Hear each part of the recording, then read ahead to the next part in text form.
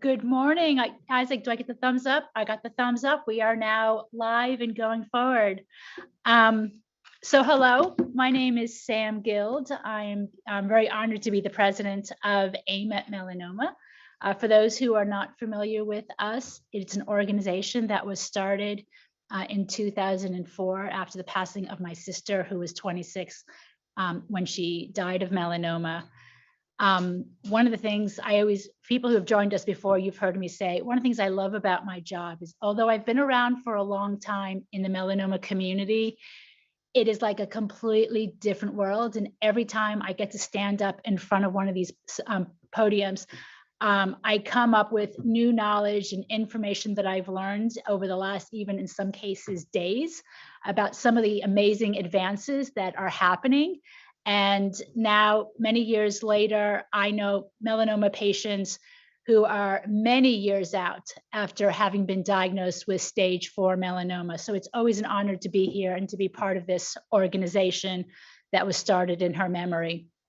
We are an international organization, so we do work here in the US and internationally. So I'm really excited to say we are being joined from people from Europe. I know there's at least 2 people from Africa who are sitting in front of their computers watching us. So thank you very much for joining us in person or joining us via Zoom or one of the social media sites. I specifically want to give a shout out to the University of California Melanoma and Skin Cancer Consortium for the opportunity to work with you. You guys are doing amazing work. Of course, I want to thank our volunteers, Najiba and Kay, for coming in this morning in the rain to help out, as well as Dr. Mike Wong, who really spearheaded a lot of the behind-the-scenes effort, and UCSF for this the venue. A couple of things for those people, more for people right now in person. So if you parked in the parking structure, please make sure that you get a sticker for your parking. That will be taken care of for the day. So by the way, apparently they're going to be Giants players giving out autographs. So feel free to, I guess, if you want to go over and get a few signatures. I know my 13-year-olds, if they were here, would be dragging me over there. And you have a folder that has the agenda. There's a survey inside. Please fill that out. We hold these all throughout the year, as well as some virtual events. And we do read every single feedback. If you're joining us online, you'll get something pushed out to you right after the event. There's a folder, in the folder, some information about the organization, some of the work that we're doing in educational programs. And most importantly, there's index cards and a pad of paper so that you can ask questions from the presenters. There'll be time at the end. We'll collect those throughout. If you're joining us on Facebook or one of the social media, feel free to put into the comments. And if you are joining us via Zoom, please feel free to use the chat to say hello, introduce yourselves, but please put your questions into the Q&A. We will be following that as well and collecting those to get those to the panel at the end. And without any further delay, I want to introduce Dr. Daud. You're going to come and give our first presentation. So thank you. Great, thank you, Sam. Excited to see you all and welcome you all here. It's a historic kind of occasion because the last time we had a meeting was like back a few years ago, and then since then we haven't had any live meetings, and so it's nice to see everybody here, and also those of you who are joining from home. So I think just to take a step back, it's another historic occasion, I guess, thing here is to have our colleagues from all over California. We have representatives from UC San Diego. We have Dr. Daniels and Dr. Park. We have from UC Irvine, we have Dr. Moyers and Dr. Chow, and we have Dr. Tran, which we are excited to inaugurate this UC Melanoma Consortium. This is the first live meeting for this. And I think to take a step back, we've seen historic gains in survival, like back in 2008 or 2009, the median survival from melanoma was short, as all of you know, and now we think we are over 5 years, which is something, but obviously there's a lot of unresolved questions in our field. There's the side effects of immune therapy, which many of you have experienced, many of you have heard of and experienced firsthand. So I think there's many questions about what needs to be done about those. There's also the big problem that not everybody responds to immunotherapy or to targeted therapy or the types that we have today.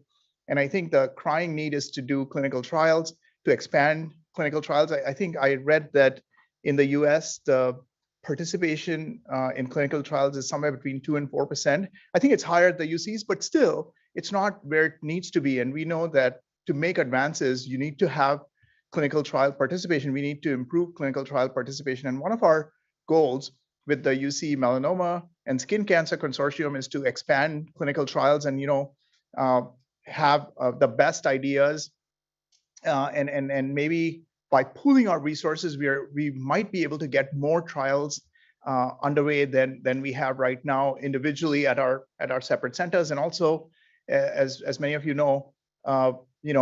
while cutaneous melanoma is like a broad category, there's a lot of subtypes of melanoma, and some of those subtypes have been historically understudied, and we don't have as much information on treating them. And then outside of the standard targeted therapies for BRAF, there's other types of melanoma. There's NRAS, NF1 mutant melanoma, c-KIT mutant melanoma. There's so many other types that, again, we don't have effective therapies for today. And so I think our goal is to expand novel clinical trials, and we think that by pooling our resources together, we might be able to do that more successfully than each of our centers are able to on its own. So I'm excited to see everybody present here. And so our program today is going to be really interesting. I think it also looks at the last couple of years of advances in melanoma, and both 2021 and 2022 have been packed with advances. There's been new studies showing the utility of pre-surgical or neoadjuvant treatment in melanoma. And Dr. Sai will talk about some of these neoadjuvant approaches, and I'm looking forward to hearing her. And then Dr. Moyers is going to talk to us about targeted therapies, looking at BRAF inhibitors and beyond. And again, there's so many questions about what the right sequence is and what the right combinations are, and what do we do beyond BRAF inhibitors, for the other subtypes of melanoma. And then at 9:50, Dr. Daniels, who's a professor in the Department of Medicine at UCSD, will talk about TIL, which is one of the exciting things that's happening in our field right now. And there's possibly some approvals coming around the corner, and also some novel TIL approaches that are underway. So I'm looking forward to hearing that. And I don't want to keep going on, but we'll break for a question and answer, and then afterwards, Dr. Tran will talk to us about sentinel lymph node biopsy and other surgical questions and controversies that are out here. And then Dr. Brownstein will talk to us about brain metastases, what are the treatment approaches, and Sam Guild will talk about patient resources, and then we'll end up with a question and answer at 11:30. So with that, I'm welcoming everybody. Dr. Sai maybe can get us started.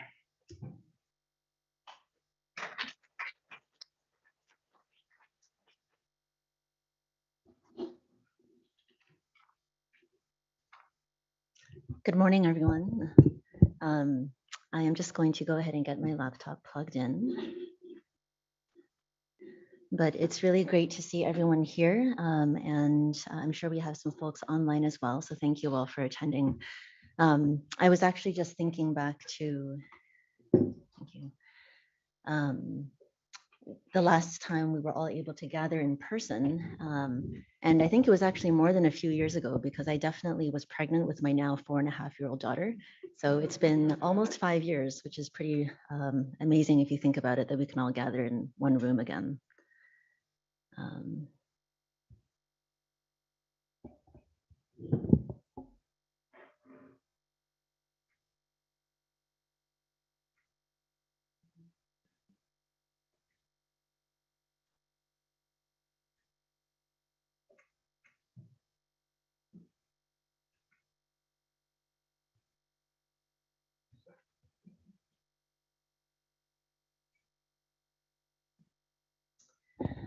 All right.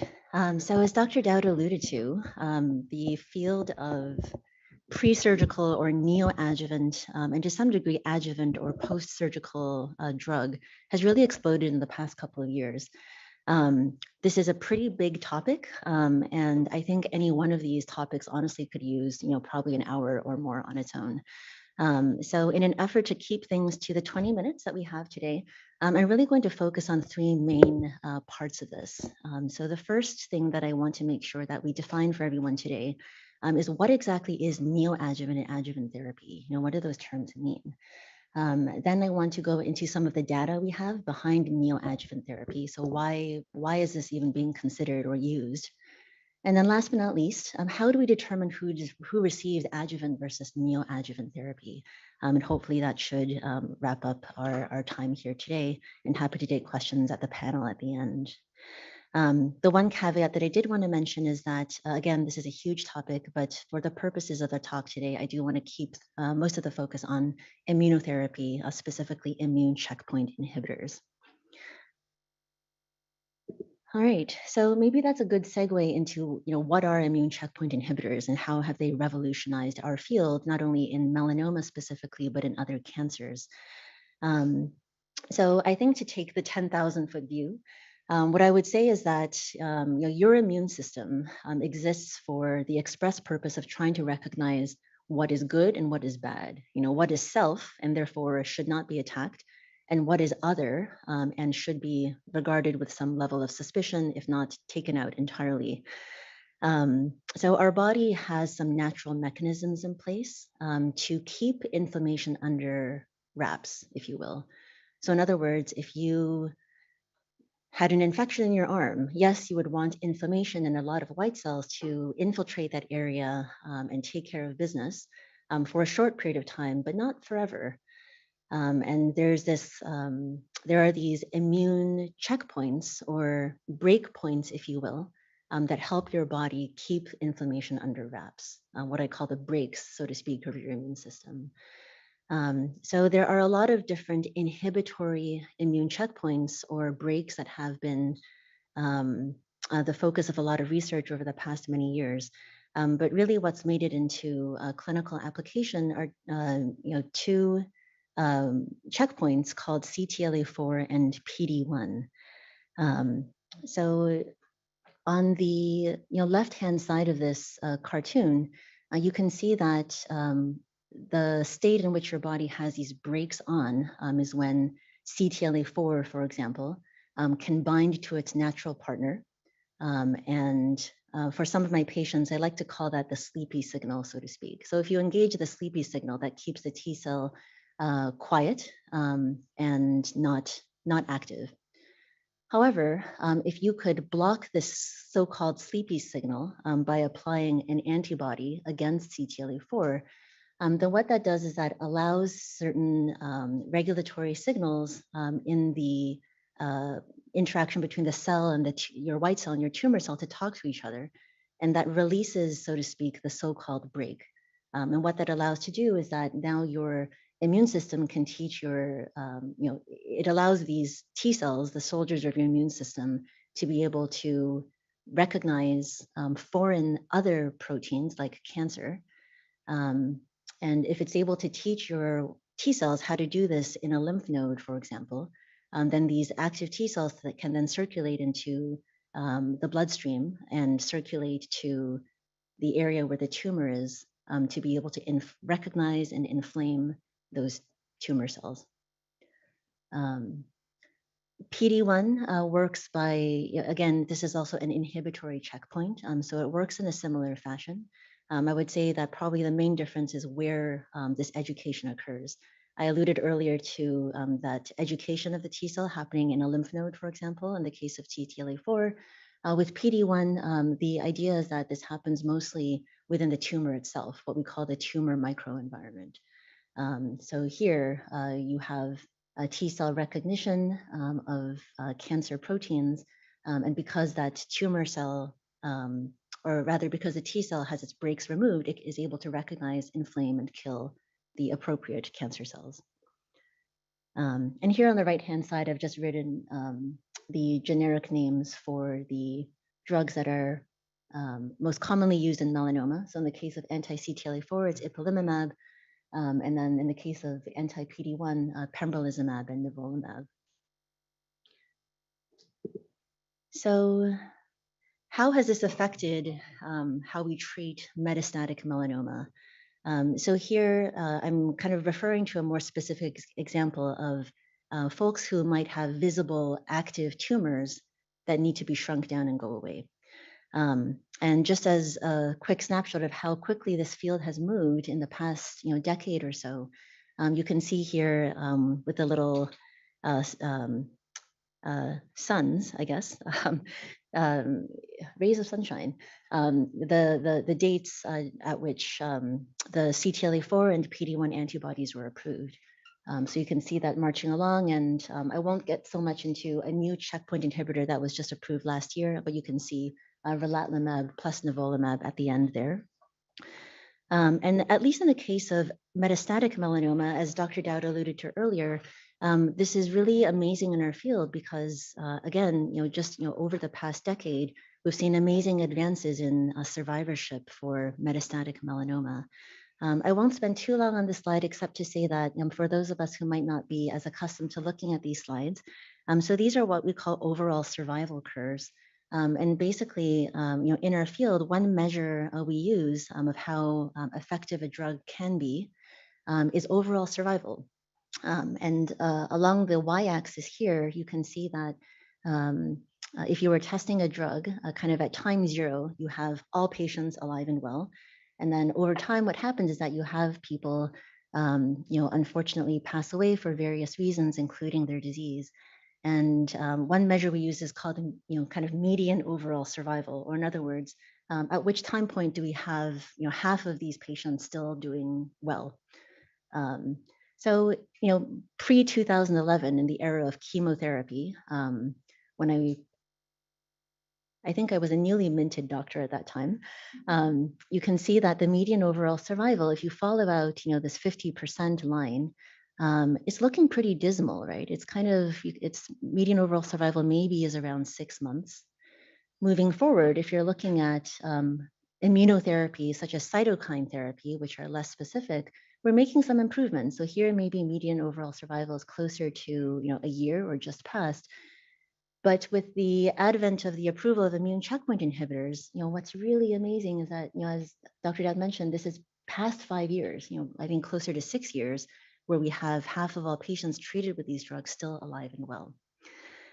So amazing, but how can we do even better? So in other words, is there a pathway by which we can try to prevent widely metastatic melanoma from happening in the first place?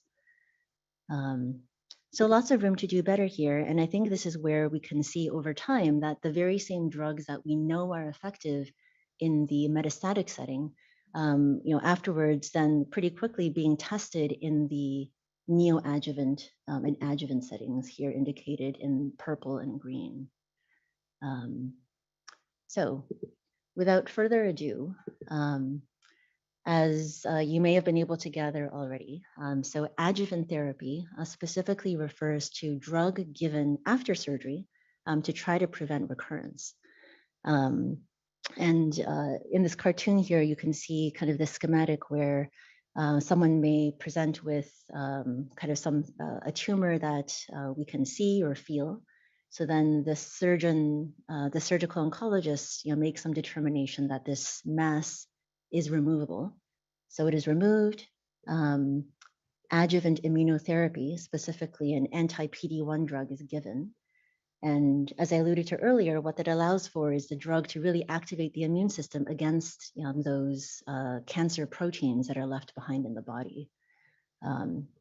Therefore, even after the tumor is removed, your immune system can still send active T cells to areas of systemic, micrometastases. So in other words, disease that we might not be able to appreciate on a scan, but that is most likely present and circulating in the system.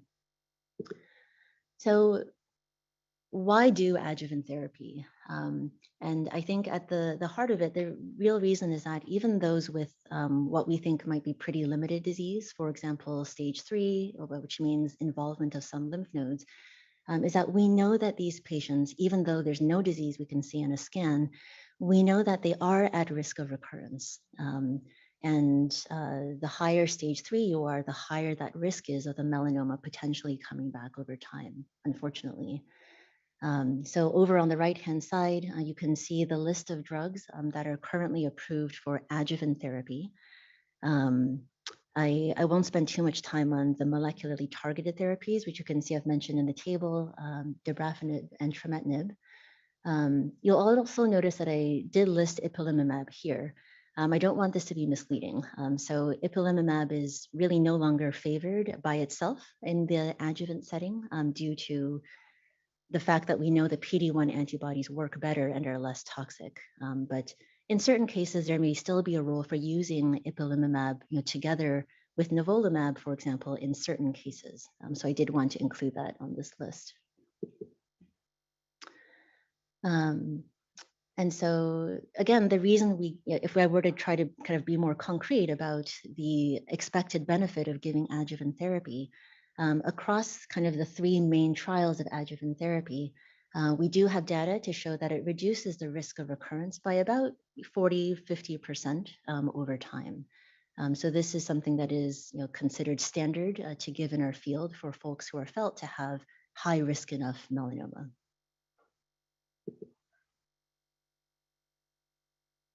I think one of the main downsides of doing adjuvant therapy are that some very relevant questions come up about, well, how do we know the drug is working, for example, and how can we monitor someone for recurrence of disease? Is there a better way to do that aside from just doing scans, every couple of months? So in the name of doing better, this is where neoadjuvant therapy comes in. So instead of giving drug only after surgical resection, neoadjuvant therapy refers to drug being given before surgery. And the hypothesis here is that if you can give immunotherapy when there's more bulky tumor still in place, does that somehow increase your anti-tumor response? In other words, because there is more tumor still in place, and therefore one might hypothesize a wider range of cancer proteins for your body to recognize, why not give the immunotherapy upfront, then remove the tumor, and that way you have a stronger immune response even after the surgery is complete. So what kind of data do we have to support this approach? And I think one of the first things to establish is, well, if we give drug before surgery, does the drug actually do anything to the tumor? And so our colleagues in the melanoma field, over the past several years have run a series of smaller clinical trials looking at different neoadjuvant regimens. And what they did basically was to take a look at the tumor that was removed after several doses of immunotherapy to see how much melanoma, how much living melanoma remained in that surgical tissue. In an ideal scenario, of course, it would be 0 living melanoma left in there, right? It would be great to have those few doses of immunotherapy kill off all the melanoma there. But there's shades of gray. So sometimes maybe our pathology colleagues would determine that there was no melanoma left in the tumor, or maybe a little bit left. But what this chart is showing you is that if someone was given neoadjuvant immunotherapy, and if they had any level of dead melanoma left in their tumor, that basically correlated really well with the with prolonging the amount of time before the melanoma would come back, and in some cases, not at all. So that was an important first step to support a neoadjuvant approach.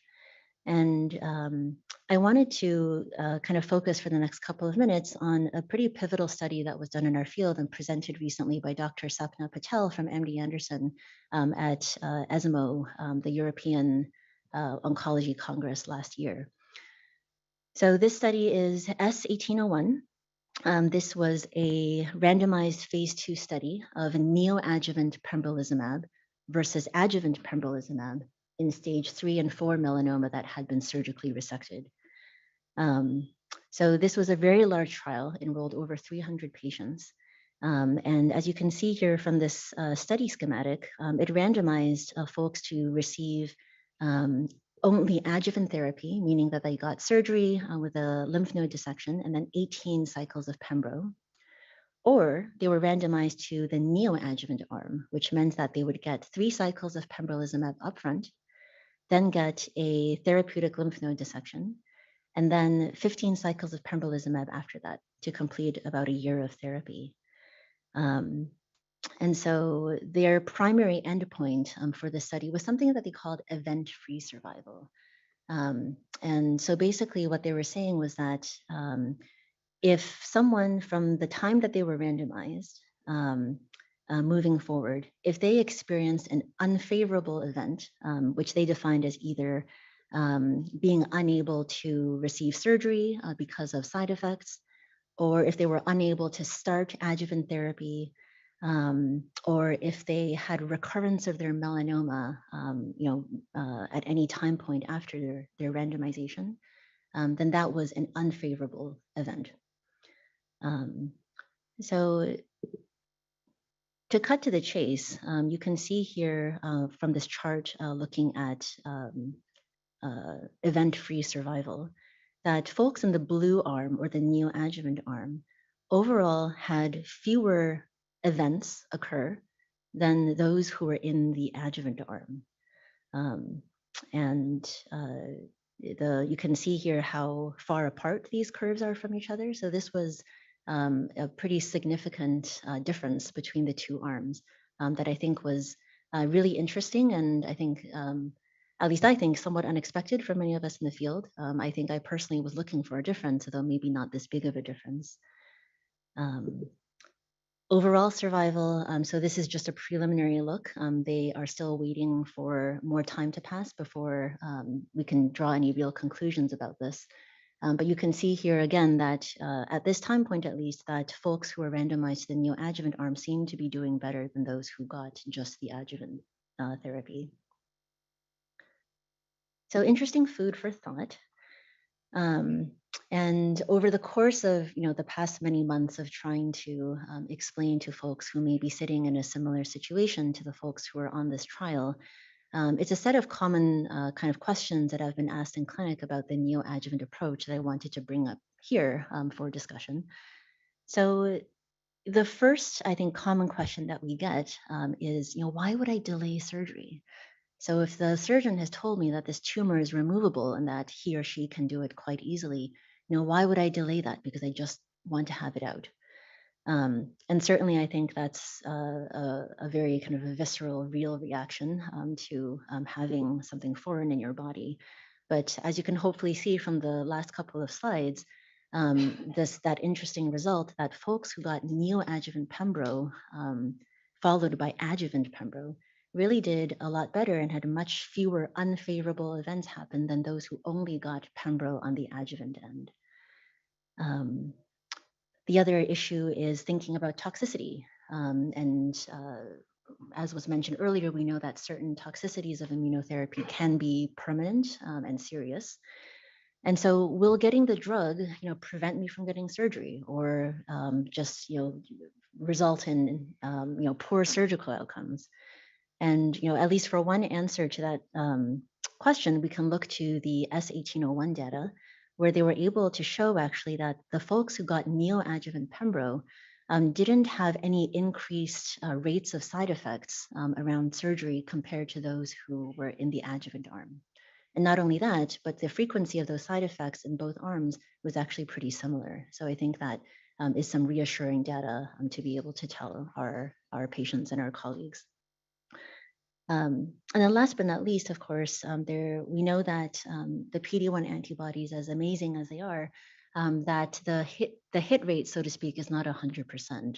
So we know that PD-1 antibodies by themselves don't necessarily cause melanoma shrinkage in a certain proportion of patients.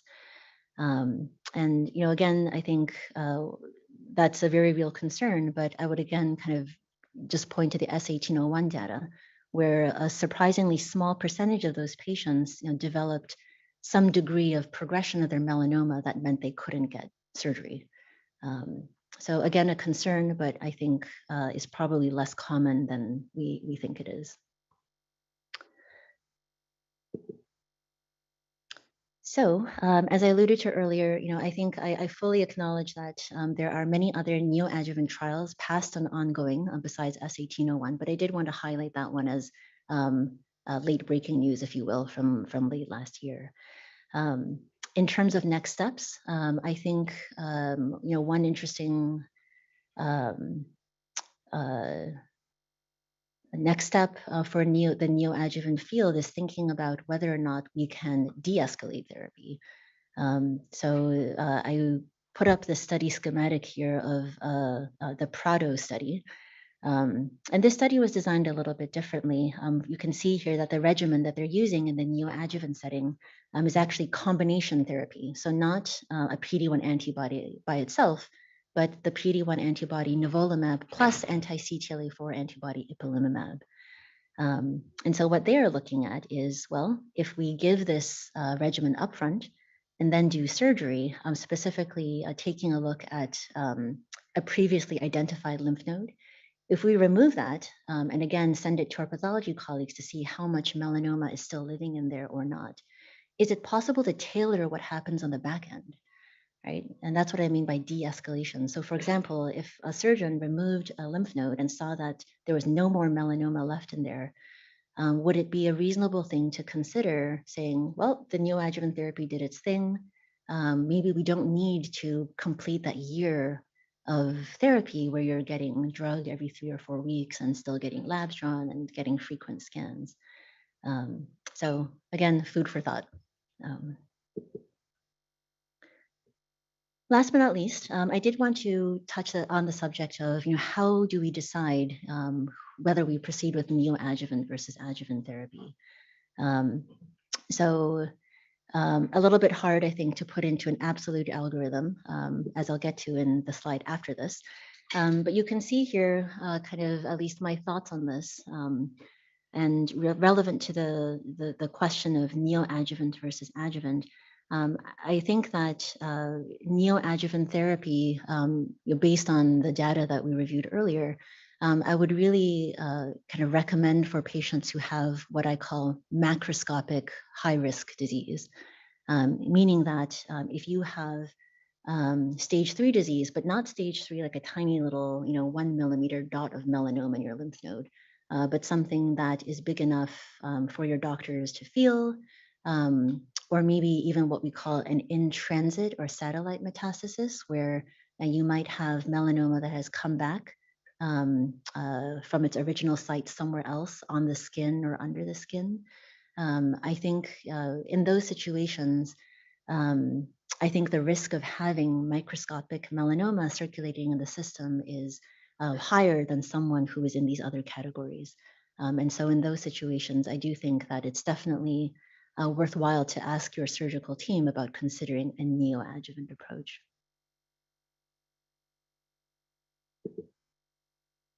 That being said, I did want to make the point that adjuvant therapy, as you could see from some of my previous slides, it remains a standard of care, and there are several phase 3 trials that show that that is a valuable approach to help prevent recurrence of melanoma. At the same time, over the past couple of slides, I hope you've been able to appreciate that there is real clinical benefit that we've been able to see with the application of neoadjuvant immunotherapy.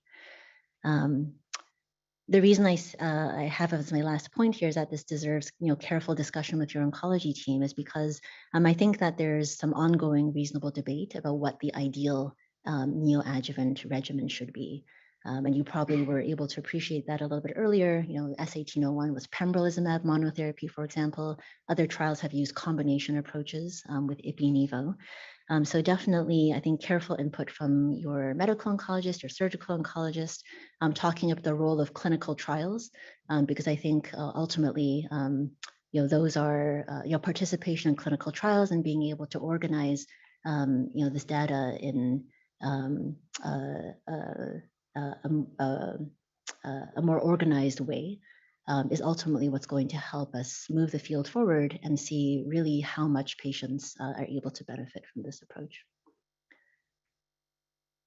All right.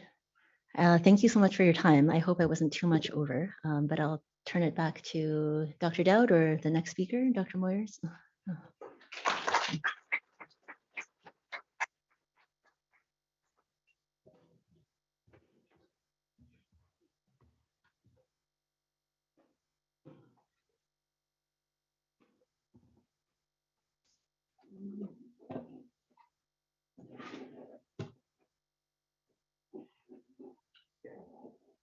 Oh, okay, cool.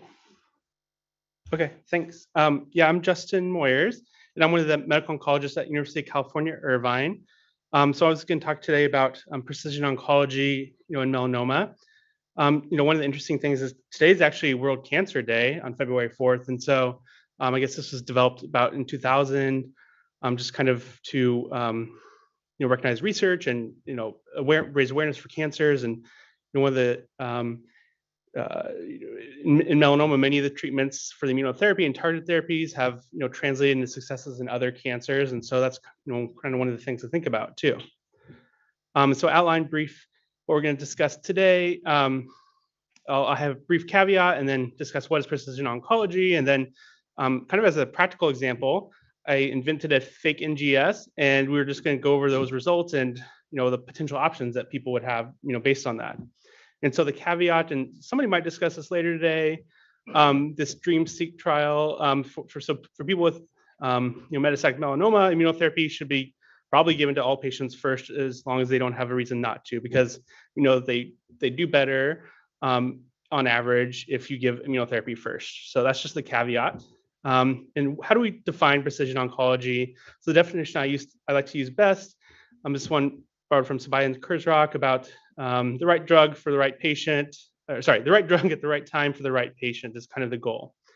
And how is this done? So the traditional way is that you look at the tumors based on what tumor type they have by the side of the tumor. And the goal, precision oncology, is not only to recognize the side of the primary tumor, but also look at the genetic information and use those to develop and place people that may work for them.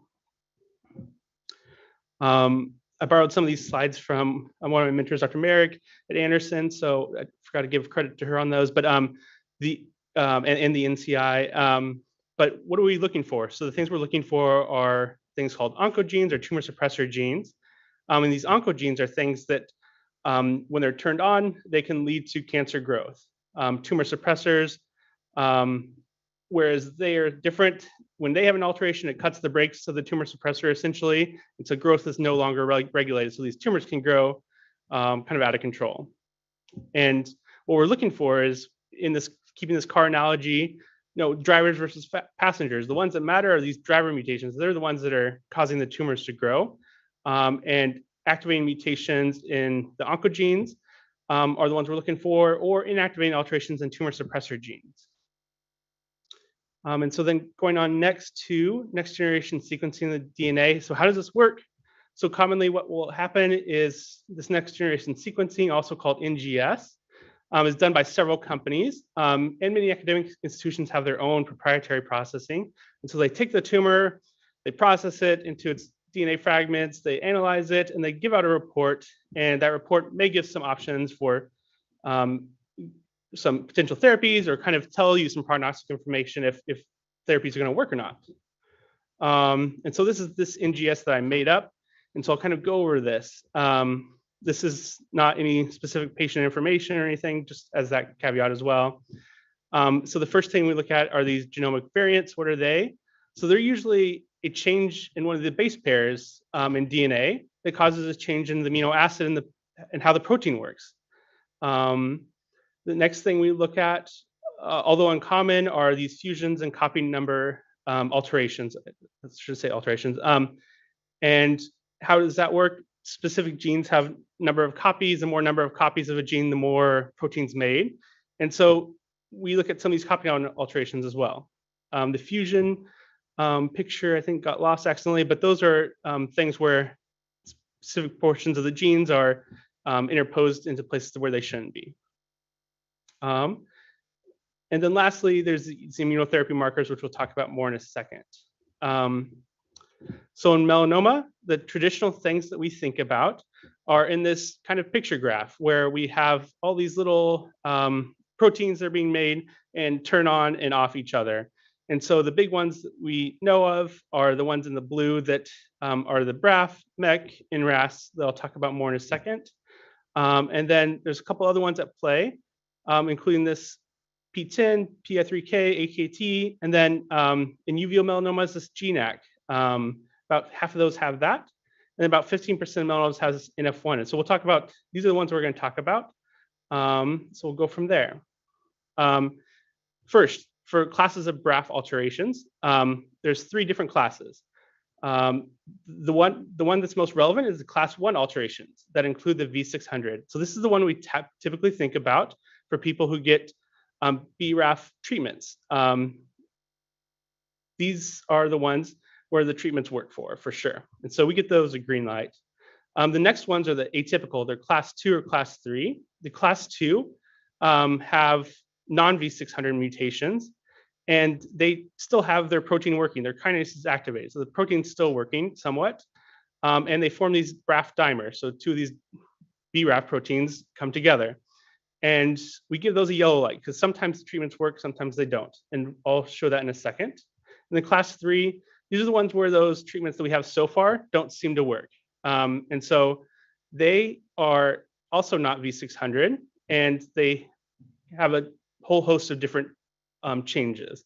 And so these are kind of the 3 ones that we think about. Class 1 are definitely a go. Class 2, sometimes go. Class 3, probably not going to work. And so looking at this NGS that we made up, so this NGS, the tumor has a BRAF V600E mutation, which is the class 1 one. And so we know that from these trials that most people's tumors will respond. They'll shrink with this treatment, but the tumor response isn't usually long-term. But there are some people who have this very long, good response. So this is the Kaplan-Meier curve, like Dr. Sai just explained. And we know that at 5 years, there's still around 30% or a third of people who had a good response to these drugs that have probably a long-term remission. And then even better, if you look at the people who had this kind of pooled analysis of what their best response was. So in green is the people who had a complete response. And those are the people who tend to do the best. They're ones who have their tumor completely shrink down to nothing on the CT scans. And at 5 years, if that happened, the majority of them are still doing well with their melanoma. And so this is with dabrafenib and trametinib. When you look at, there's 3 different combinations usually used. Incrafenib and binimetinib is another combination, same good results. And then the other thing we think about is brain metastases. So we know that immunotherapy works for brain metastases, but also these pills do. And so this is one of the major studies where they called COMBI-MB. They use the dabrafenib and trametinib, and it works and shrinks brain tumors, but not usually for a substantial amount of time. Next, we're going on to the atypical or the class 2 mutations. And so these class 2 mutations, which sometimes people will get on their NGS, they respond to treatment with trametinib and dabrafenib and trametinib as well. In this study, published in the JCO several years ago, 7 out of the 38 patients had tumor shrinkage while they were on these treatments. So not nearly as good as the V600, but still, there's some people who have tumor shrinkage responses, and this Kaplan-Meier curve shows that same thing. And then one of the other things we always like to point out is, there's, like I said, there's 3 different combinations of these BRAF and MEK pills, and they each have different side effects. So it's kind of a, you choose one, start with one, and if you have the side effect, you can always go to a different one. And so what this chart shows I really like is The pink is the dabrafenib and trametinib. Maroon is vimurafenib and cobimetinib, and the orange is incrafenib and binimetinib. And so you see that people who have lots of fever with the dabrafenib and trametinib, but less so with incrafenib and binimetinib. People have less joint pains with the vimurafenib and cobimetinib, but more than the other two drugs, is what I meant to say. And so you can kind of pick and choose which side effects you have. If you have a side effect, you can always switch to one of the others. And then what do we have? Moving past BRAF.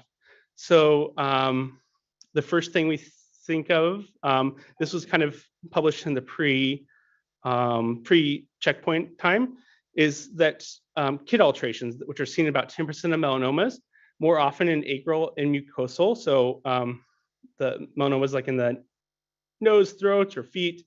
And in a study from that, about 10 of 43 patients, or 23%, had a partial response. So they had tumor shrinkage while they were on this imatinib, this KIT inhibitor. And then to give a plug to Dr. Sai, she has this trial that's enrolling patients for this KIT mutant melanoma that's hopefully going to expand to more of these consortium sites. NF1 is another alteration we can see sometimes on the NGS.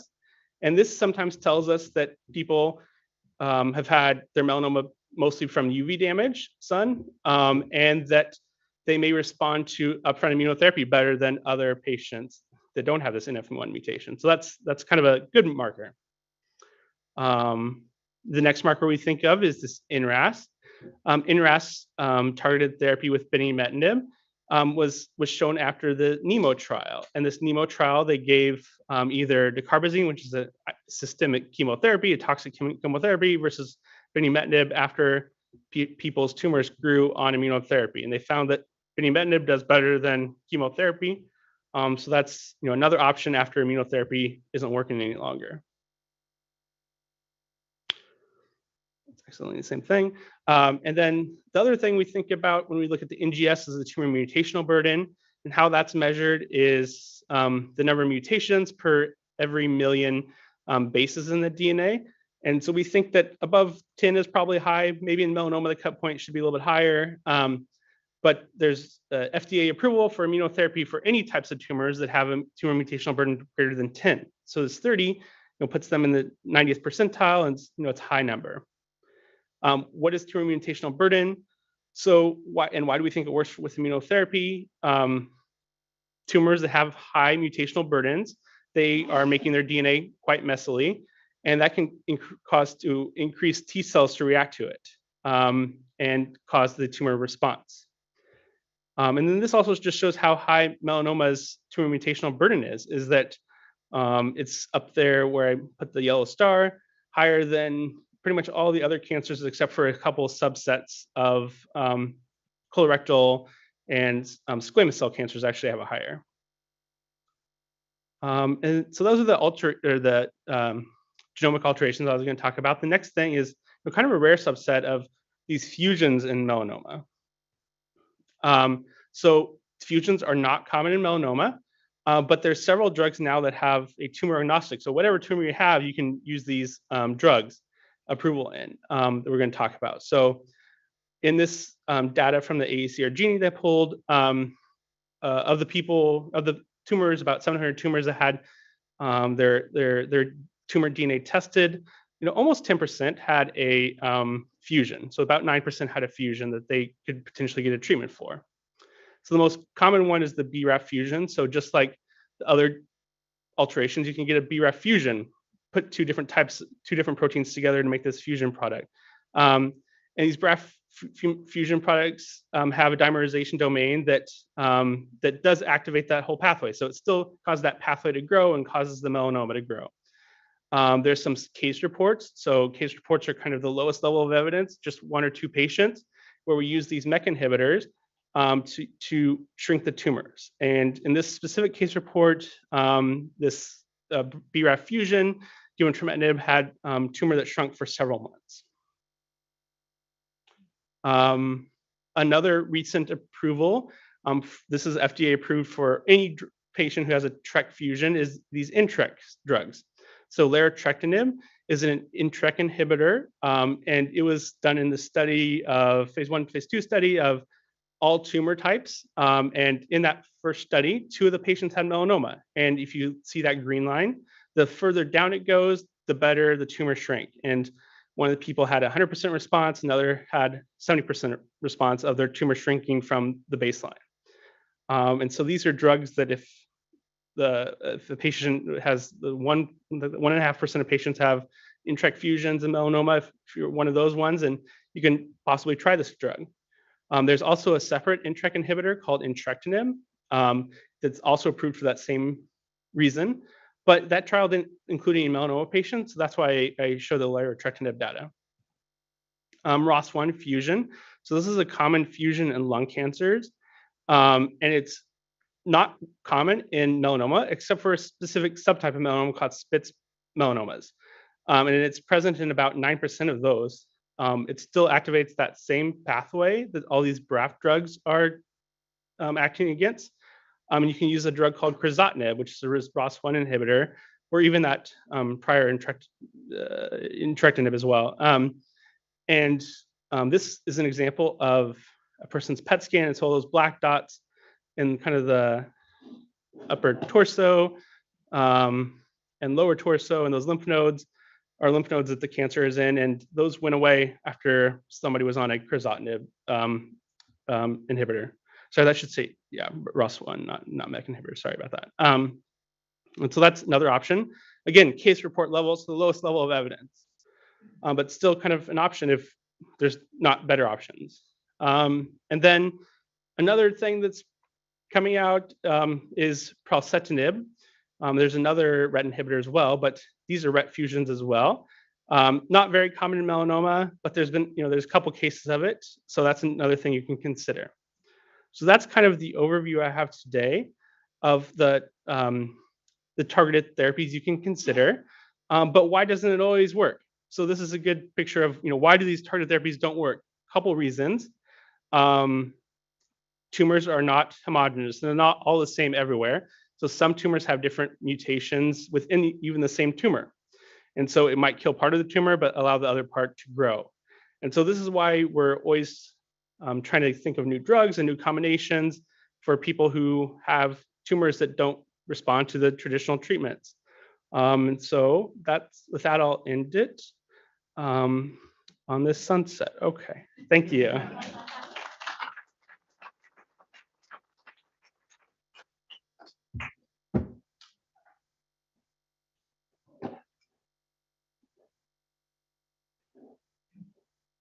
Oh, let's control. Yeah. So I just want to remind people that if you want to write down your question on the index card, we can collect those, as well as if you're online. I know everybody's been really following the presentation, so it's sort of hard to do 2 things, but just want to remind you that we do have that opportunity to ask questions and get them answered at the end. Thank you. Okay, thank you. And thanks, Sam. I'm sure everybody knows, but AIM's been around for a little while. And this is such an important mission that she's devoted her life to. Really appreciate that. And also Dr. Daud. Yeah. Dr. Daud and Dr. Sai, thank you for this invitation. It's cold up here. So Dr. Park and I are from San Diego. I just checked, it's 10 degrees warmer. So what I've been tasked to talk about are cellular therapies. I'm going to focus on TILs, tell you about what TILs are and how we use them, but also talk about kind of some broader issues. And I hope to answer these questions for you. So TILs, what are TILs? Most of you know, but some don't probably. How do you deliver TILs? How do you make TILs? How are TILs different than this other stuff? I have patients come in and they want to get stem cells, or they want to get some other cells. How does TILs fit in? And which patients are right for TILs? So there are a lot of questions right now. As we've talked about, the mainstay of therapies have been targeted therapies that Dr. Moyers was talking about. and then checkpoints are these immune therapies that Dr. Sai alluded to. So cellular therapy fits into both. It's a targeted therapy because it's going for something on the cell, but it's an immune therapy because it's part of your immune system. So it's the ultimate targeted therapy. So again, you've seen some of these curves about where we are in advanced melanoma. And in the last 10 plus years, gratifyingly, things have changed. But we're still not completely there yet because, as Justin was saying, our therapies aren't 100% effective. There's lots of ways that cancer and cells try to get around our therapies. So this just alludes to we need more tools. We need more diagnostics. So all this effort continues because until we get to that day where there isn't melanoma, we have to keep pushing the bar. Another person that's devoted their life to helping out the world in melanoma has been Dr. Rosenberg, who's been laser focused for about 50 years on trying to get TILs to patients. And this his efforts started back in the 1980s and had to do some Herculean things such as, TILs die in culture, therefore I have to isolate IL-2 and commercialize IL-2. There were many steps along the way that we just kind of take for granted these days that he worked out at the NCI.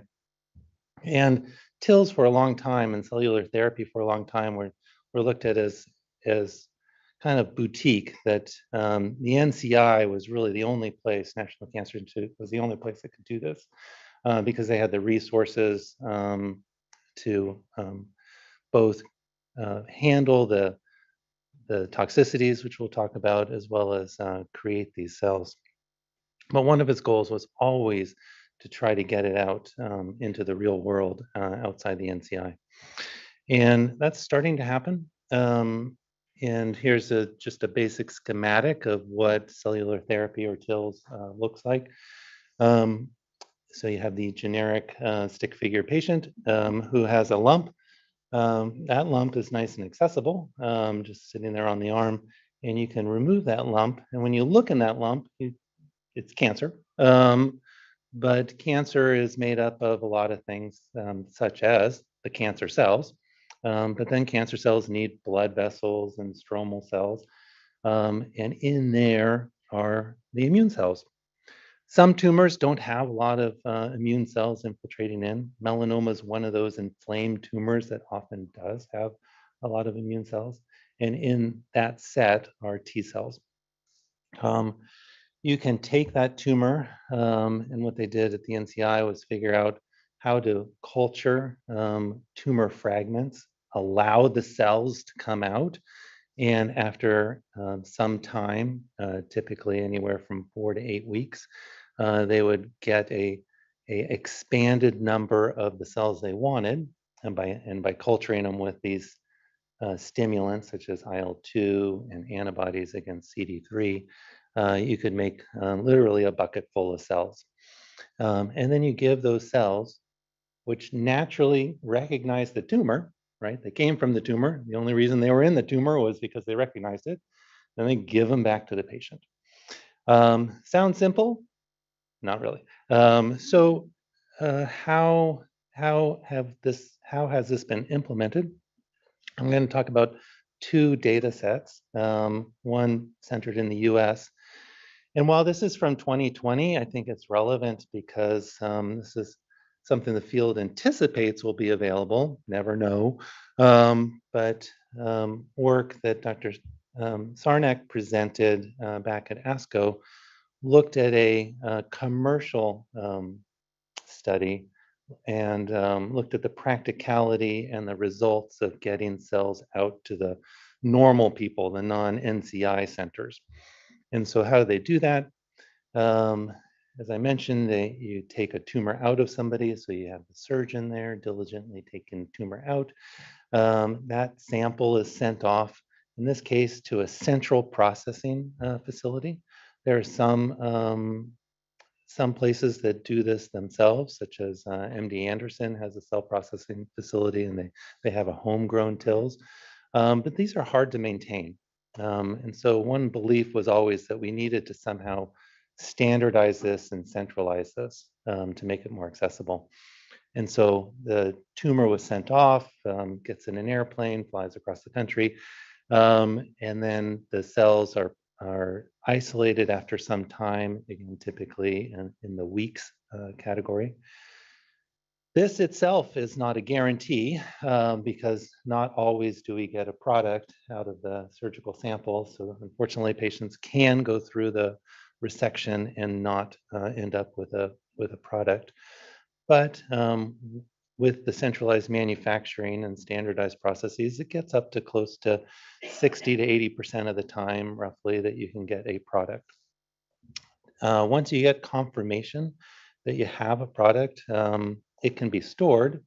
It's not stored very long typically because the patient wants their product back, but you get confirmation that you have a product, then the patient goes in for chemotherapy. What? That's crazy. Why give chemotherapy? So again, for the last 3+ decades at the NCI, these steps have been more or less empirically determined that, for example, if you're giving back the cells, you need to get rid of the bad cells. And so the role of the chemotherapy is to open up a space for the good cells to come in, maybe get rid of some of the bad cells. Whatever it is, if we don't give the chemotherapy, the therapy just doesn't work. So chemotherapy goes in, it's given about a week before the treatment or the infusion. Then your TIL product is infused. Looks very comfortable, but that's a hospital bed because at that point, a patient's blood counts are lower because the chemotherapy has started to work. The cells are infused, and then they get some stimulant, interleukin-2, which itself has some activity against melanoma, but it's used to expand and make the cells work better. And then recovery and discharge. Typically, patients may be in the hospital for, if they got their chemotherapy in the hospital, they get their cells, they might be in the hospital for 3 or 4 weeks to receive such a therapy. So the data that was presented was from this cryopreserved cohort. So you can make product fresh, keep the cells going quick, get it into the patient. That's a logistical nightmare, right? And patients may not be exactly ready at that point, and oh, by the way, you have to give chemo a week before, and if your cells aren't ready, all of a sudden you give a patient chemo and they're not happy with you. So there's a good reason to have a cryopreserved product. And so this trial looked at the activity of this cryopreserved product and compared it historically to the fresh product. And fortunately, it didn't seem to decrease the efficacy at all to have a frozen product that could be shipped more easily and more safely for patients. And here you see these quote unquote waterfall plots where the bars that go down indicate that tumors have shrank. So tumor shrinking, that's good. The arrow bars off to the right indicate how long these responses last. And one thing about immune therapies is that it occasionally hits that home run where you have a treatment and then you don't need any more treatment. And whether it's interleukin-2 or the checkpoints Dr. Sai was mentioning, and these cells. So there are a proportion of these patients that appear to not need any further treatment after the cells. But it comes with a cost. The toxicity rate is 100%. So again, hence we do it in the hospital. And within that toxicity are various things such as fevers and chills. Maybe the blood pressure drops and we need to give fluids to help people out. But it's across the board. And so not every place currently with the current technology is probably set up to deliver this type of therapy. So it would be a place like UCSF where maybe they've given bone marrow transplantation, which is a kind of a similar process. But you want to think about probably in the short term that this is going to be at a specialized center.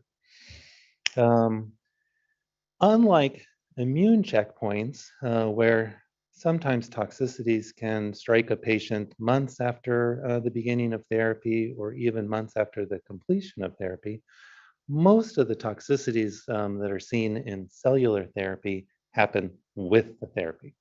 So patients are in the hospital, and all those little spiky things on the left side of the screen are just indications of when things are happening to the patient that they want to happen to the patient, like fevers and chills and stuff. But then you see following out months that there's really very little as far as toxicity going on. So how do TILs fit in with other cellular therapies? And I've just listed a few here. So people might have heard of CAR T cells. These aren't T cells that drive cars. These are T cells that have chimeric antigen receptors. So it's a different way to make a T cell recognize something. And there are FDA approved products out for other tumor types. And CARs have their pluses and minuses. I've listed some of the plus and minuses here. NK cells, natural killer cells. That sounds like a good idea if you're trying to fight cancer. Something called natural killer cells. And this one has an interesting advantage in that a lot of these products have to come from the patient. Well, the patient may not be in the best position to give a product, and there's time and processing, but NK cells have the potential to be what we call an off-the-shelf cellular therapy because they don't have to be autologous from the patient. They can be allogenic. Most of the time they are. BiTE and trikes are things I saw going across the bridge this morning, as well as these antibodies that can be engineered. And themselves are not really cellular therapies, but they're an interesting idea and have led to a plethora of now products in both multiple myeloma as well as uveal melanoma. And these antibodies grab onto the tumor cell on one side and then grab onto a T cell on the other side and put them together. And that really pisses off a T cell. It doesn't matter what that T cell was meant to recognize. So that's one of the advantages here. You can just keep a T cell and keep it next to a tumor cell, and it will, it's kind of like a teenager, just kind of go crazy sometimes. And then CAR NK, now we're off, doing really fancy stuff where you can modify natural killer cells. And while before they weren't recognizing a specific epitope or antigen or a specific tumor target, now you can actually engineer them. And then you get into finally what my patients always ask me about, stem cells. So you can create these cells from stem cells. I mentioned I was going to show two sets of data. And the reason I'm showing this one is, darn it, those Europeans beat us again. Because my understanding was, I think, February 1st was the approval in the Netherlands for cellular therapy. And it was from this trial recently published, looking at patients who had failed one prior therapy. In most cases, this was something like pembrolizumab or nivolumab, these anti-PD-1s. And then they were randomized, different than the other data set. So randomized to either get cellular therapy or they got ipilimumab, which can be given in the second line.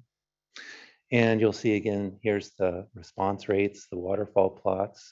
So down is better, and each of them had responses. But it looked like from a progression-free survival from the number of patients that were benefiting, that the cellular therapy was superior to the checkpoint in this population. So unfortunately, still got that 100% toxicity. There's more toxicity risk with cellular therapy. And I listed off some of them there. So where do TILs, or where will they fit in? So they currently fit in on clinical trials. So there's still trials, and trials are looking not just in melanoma, but in other tumor types to do cellular therapy. What patients are right for TILs? Well, you have to have a tumor that you can resect. And currently it has to be a big enough tumor to have enough cells in it to start that culture and grow. So that's roughly like a walnut, not shelled walnut. So something like an inch of tumor. And you have to be able to tolerate the anticipated stress that this therapy is associated with. And so it's not necessarily for everybody. The NCI used to have a chronologic cutoff. We don't like to do this, but they would not do this to anybody over 65. Some places choose 70. A lot of places are not going to choose an age necessarily. It has more to do with kind of your functional age. So how well you can tolerate. When do you give this? Well, do you give it always in the second line? I'm not sure. Again, with the current technology, it definitely is helping a percentage of patients, but it's not helping everybody. Personally, I think we should probably exhaust our best current therapies first before embarking on this. So do you need to fail, ipilimumab, nivolumab? Do you need to fail relatlimab, nivolumab? Do you need to fail pembrolizumab? Do you need to fail everything before trying something like this? Or do it in the second line, as that trial in Europe was implying? You also should be recovered from the last thing we did to you. So if we gave you colitis or something else, we should get you kind of feeling better and probably not subjected to something, again, so stressful as TILs. So advantage, disadvantages, I think that some of them are kind of self-evident. It's complicated. That's a big disadvantage. And one of the things people are trying to do, I'll just jump to this side, is both work on those advantages. So if they work, let's make them work better. Let's try to select better cells. Maybe we can treat people before to induce some sort of cells. Dr. Daud has a really interesting idea of injecting interleukin 12 DNA into tumors, and maybe that increases the diversity inside the tumor to get better cells. Cell modifications, and so this is TIL 1.0 right now. So TIL 2.0 could be to put things into the cells to make them maybe work independent of interleukin 2. So you don't need to give interleukin 2 to somebody, for example. And better expansion, kind of sucks to wait around for 3 to 5 weeks and still not have your cells or never get them. So getting that efficacy up, and some of the things working on the toxicity. So hopefully that gives you an idea of where exactly cells are right now and some of the efforts trying to get them into people. So thank you.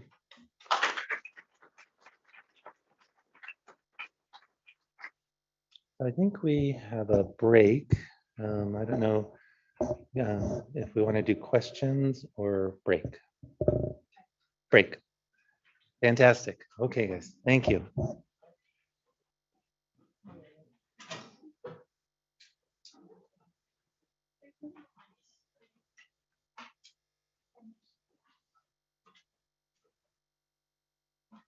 Oh, this is Q&A. It was a Q&A, sorry. I just looked at the agenda. Well, we probably lost the people who went online. So we'll do it. Sorry, I didn't have the agenda in front of me.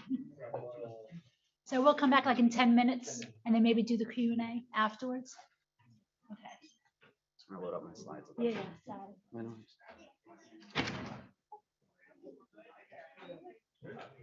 Sorry about that. I put the agenda in front so people will follow. Yeah, I didn't have it on there. Right back.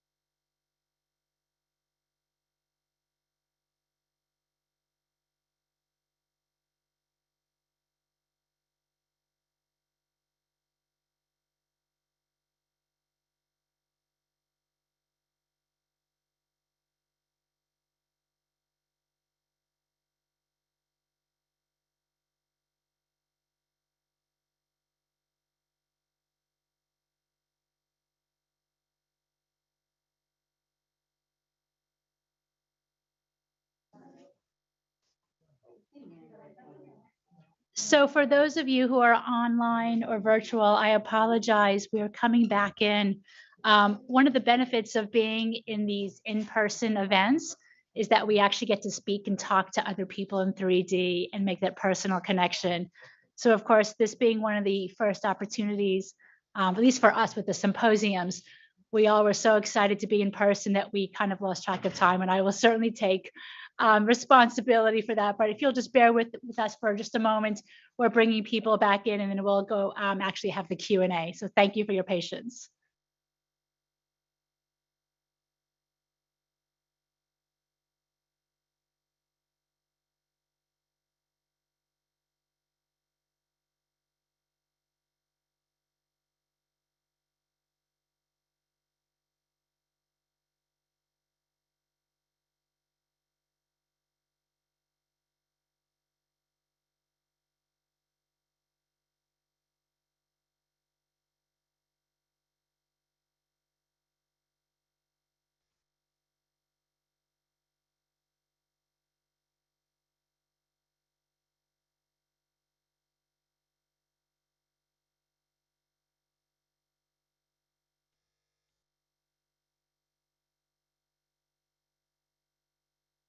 Invite Dr. Moyers to come over here for the Q&A. And I see Dr. Daniels is out. And Dr. Sai, I think, is coming in too. So maybe I'll start off with you, Justin. What, in terms of where things are going, maybe I'll have you step here. What about NRAS mutant melanoma? I mean, what are you doing right now, and what do you think are some of the promising approaches? Yeah, so I mean, I think there's several ongoing trials trying to use combination drugs to target multiple targets in that pathway for people who have NRAS alterations. But yeah, so far it's kind of the last line. If somebody doesn't have a better, at least me personally, I'm only using it for or recommending it to patients, if they have no other better options. Essentially, if the immunotherapy is not working, if they don't have another targeted treatment or they don't have another clinical trial they want, or for some reason they're not eligible for clinical trial, then we would try the binimetinib because it just doesn't work as well as we would want it to. And so, yeah, ideally there's several trials that have looking at NRAS alterations and specific drugs for that. And so that's what we prefer usually. What about for NF1 alterations? Are people considering trials or doing trials, or have you seen anything promising for NF1? Because I guess. Yeah, I'm not sure if I know the answer to that. Actually, you may know the answer to that. Can't hear. Oh, his question was about for NF1 alterations, which is one of the alterations we discussed in my PowerPoint. If there was any ongoing therapeutic strategies for that, and as far as I'm aware, it's a marker for immunotherapy. Yeah. Dr. Daud, if you'll join me. So I'm going to read some of the questions that people have been sending in, and then hopefully you can help me. Well, you can probably, the two of you will have to answer some of these. So first I'll say somebody does ask whether or not the presentation slides will be available. So yes, we are currently recording this event. The presentations will be available. The Q&A will not be, but each of the presentations will be uploaded and emailed to everybody who is registered for the event. So if you want to, the questions are right there, if you want to read through. So one question is from a patient. It says, I'm stage 3C with non-BRAF cutaneous melanoma. Started a regimen of monthly infusion of Opdivo after resection of my first tumor and central lymph nodes. I developed an allergic reaction, in brackets, shock, to Opdivo therapy during the second infusion. So the rate of infusion was reduced and antihistamine was given. By the third infusion, the allergic reaction began within 10 minutes. So treatment was discontinued. I'm currently experiencing satellite metastases. Is there a similar therapy which might be less likely to induce an allergic reaction? And maybe I'll turn to Dr. Daniels. So somebody who had, so she is, I guess a question is just, what do you do when you have progression, but has had like an allergic reaction to Opdivo? Yeah. So allergic reactions do happen, but fortunately they're pretty uncommon. And what it sounds like was done, giving antihistamines and slowing the rate of infusion often does help for patients. Sometimes people add in what's called H2 blockers. We call it Pepsid. It can also help. And even in rare cases, we might even give steroids, which is a little counterproductive for an immune therapy, but we can sometimes give steroids during the infusion. And if all that kind of fails, then it's actually possible that there's something in that preparation. So depending on your choices, your physician may want to try the other one. So for example, sometimes people react against pembrolizumab, and one can look at maybe nivolumab just to see if there's some subtle differences in the preparation that you might be reacting to. But there's a second part of this question, unfortunately, which is a hard one too, is this disease actually refractory? Have you gotten enough PD-1? Are the tumors starting to grow? And they're, sitting down and looking at targeted therapies like Dr. Moyers was talking about, or surgery that we're going to talk about in a second, or injectables, which are available, or so there's, or even ipilimumab in clinical trials. So there's a lot of ways to go. I wouldn't want to like favor anything without really knowing the case, but yeah. So lots of different possibilities and lots of different approaches, Yeah. but just depends on what the specific. Here's a question for Dr. Sai from the audience here. It says, is there a role for adjuvant or neoadjuvant therapy for melanoma in situ cases where there is recurrence? So melanoma in situ recurrence, would you consider immunotherapy? Thank you. So great question. I think I would just want to clarify I think important questions to make sure that you ask of your doctor would be the nature of the recurrence. For example, has that recurrence been biopsied? It sounds like it has, and that the diagnosis is melanoma in situ. So I think without knowing any more besides that, what I would say is that, of course, no one likes a recurrence of anything, but if it is a melanoma in situ, it's possible that this may not actually be a recurrence at all. It sounds like it may be a new primary melanoma that, fortunately, in this case, is very superficial. So melanoma in situ is something that's literally just sitting on top of the skin, can and should be surgically removed.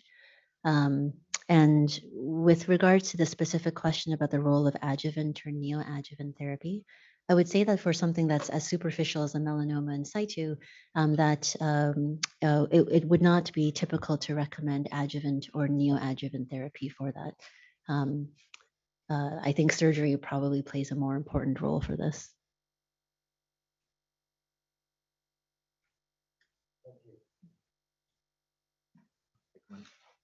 Okay, I'll go for a TIL one. The cells found in tumors are T cells, question mark? If yes, are these impacted by inhibitors? If no, why? Yes, the TILs, ultimately the product is a T cell product. There are lots of different types of cells in the tumor, macrophages, NK cells, fibroblasts, and of course, cancer cells. But the process of making the TIL product selectively grows out the T cells. So it's a good question. If there are T cells in the tumor, why do you need to take them out of the tumor and grow them and then put them back? That seems kind of stupid. No, it doesn't. I'm just simplifying things. And it does bring up a good point. is there something unique about taking those cells out of the body? We know that just having a T cell divide activates it. So part of it is getting those cells activated again. But a second part might be also the chemotherapy, getting rid of those other cells, those non-T cells or regulatory T cells, or whatever cells are in there that are actually inhibiting the T cells from doing their job. So there, can we one day hopefully have such an understanding that we don't need to take the tumor out and do this relatively Herculean therapy? Can we do it all what we call in situ and engineer that without such big things? Again, I'll allude to injectables and other things. So yeah, it's a good question why checkpoints don't work in everybody and how can we make that better? Next. And I guess part of that question was like, if you were on an inhibitor, would that affect if the cells would be impacted by inhibitors? So I guess if you if you were on a BRAF inhibitor maybe, or if you were Mhm. on some other type of treatment, would that affect the T cells, or would that? Yeah, so there's a lot of biology there that again, we're just scratching the surface, but practically we know that giving targeted therapies. So recently, Dr. Dowd's alluding to a study that was published looking at the impact of what do you do first? Do you go with those great targeted drugs, Dr. Moyers, or you go Dr. Tsai's route with that first stab at getting rid of this? And Dr. Atkins ran a large study looking at just that question of giving targeted therapies first or immune therapies first, and then allowing patients to cross over at progression. And one of the things that really kind of hammered home is that the sequence does matter, and exposures to targeted therapies seems to elicit something that when we expose the patient to immune therapies later, that they don't work as well. And is that something that's happening at the tumor level? Dr. Rebus at UCLA has done a lot of studies looking at transcriptional changes that happen, and those that are associated with targeted therapy resistance are also associated with immune therapy resistance. And so it's biased a lot of us to think about immune therapies before targeted therapies in most patients, because the inhibitors do change something about the tumor and the environment. Thank you. So maybe I'll ask Dr. Moyers this question. Does exercise and staying healthy help keep melanoma in check? Yes. So, I mean, I think that question is, I mean, we get this a lot in Orange County about the diet question. Is there any specific diet? And, recently there's been like a microbiome studies that say that people who eat high fiber, they do probably better on immunotherapy. So you always tell patients when they ask that question, but probably 95% of the patients ask, what diet should I be on when I'm on immunotherapy? And, probably high fiber, less processed foods works best. But that's kind of just in general as well. And then, does staying healthy help? I mean, it definitely doesn't hurt, obviously, but does it actually cause a tumor to shrink? I don't. If that's the question, I don't think that's the answer. Is probably no. But also, it's good to stay outside and be, California. Enjoy all the things in California, but we always tell people to wear their sunscreen, of course. Yeah. Yeah, also from Southern California, we get this all the time. And it's frustrating because we don't have great data for this in melanoma. But I will say that in some other tumor types, such as say colorectal, we know diet and exercise has better outcomes, that patients that are achieving those kind of minimal bars that are set by guideline committees, 30 minutes a day and blah, blah, blah. Even things, I remember a few years back, if you remember this Adil, where patients who had high almond consumption after their adjuvant therapy in colorectal cancer had like a 30% survival benefit. And it was the biggest survival benefit we'd ever seen. It's like, is that even real? But these dietary studies are really hard to do because people cheat. You have people that aren't adhering to what you told them to do and people that are doing things that you told them not to do. And so when you try to measure these differences, and diet, of course, is a longer term thing. So our endpoints are 20 years down the road. But I will say diet is totally important. Exercise is totally important. We just don't have the details to fill in yet. I feel like with exercise, there's getting to be, with exercise, I feel like there is getting to be more and more data that exercise helps. It's just what you were saying, that just measuring that difference and really trying to nail down that difference is proving to be difficult, right? And just Yeah, and so we're changing that today. So this half of the room, please no. So yeah, no, it's been tough. Yeah, it's actually hard to find people who don't exercise here, right? One more. Okay, so maybe I'll take. Okay, this is a question. Maybe I'll ask Dr. Sai. I had a 4-centimeter melanoma tumor removed from my right scapula. The margins are good. I'm scheduled for 12 cycles of Opdivo. I received 5 cycles of Opdivo. Mild side effects. Tumor is of unknown primary. I get a PET scan in 1 month. Am I at higher risk for metastases because of the size and unknown primary diagnosis? I guess there wasn't a known primary. This was just like a kind of like a subcutaneous tumor, maybe. So it sounds like in this case, relevant to my previous slides, that this patient has been diagnosed with what sounds like, if I understood correctly, a node negative, but high risk melanoma based on the depth. Really in the melanoma world, anything over 1 millimeter, sometimes even less than that, is considered thick. And it sounds like the appropriate conclusion in this case was that the melanoma was at high risk enough for recurrence to recommend adjuvant therapy, which has already been started. I guess, the question about maybe reading between the lines, it sounds like the question might be, if this is a melanoma of unknown primary, are those folks specifically at higher risk of recurrence compared to those that have a known primary? And I would probably say that at present, I don't think we have data necessarily to suggest that melanomas of unknown primary are at higher risk for recurrence. I think that fortunately, with the recommendation for adjuvant systemic therapy, remember that the drug is systemic, so it goes through the bloodstream, through the entire body, and presumably the drug is doing its job, hopefully to activate T-cell trafficking, activated T-cell trafficking to areas of systemic micrometastasis.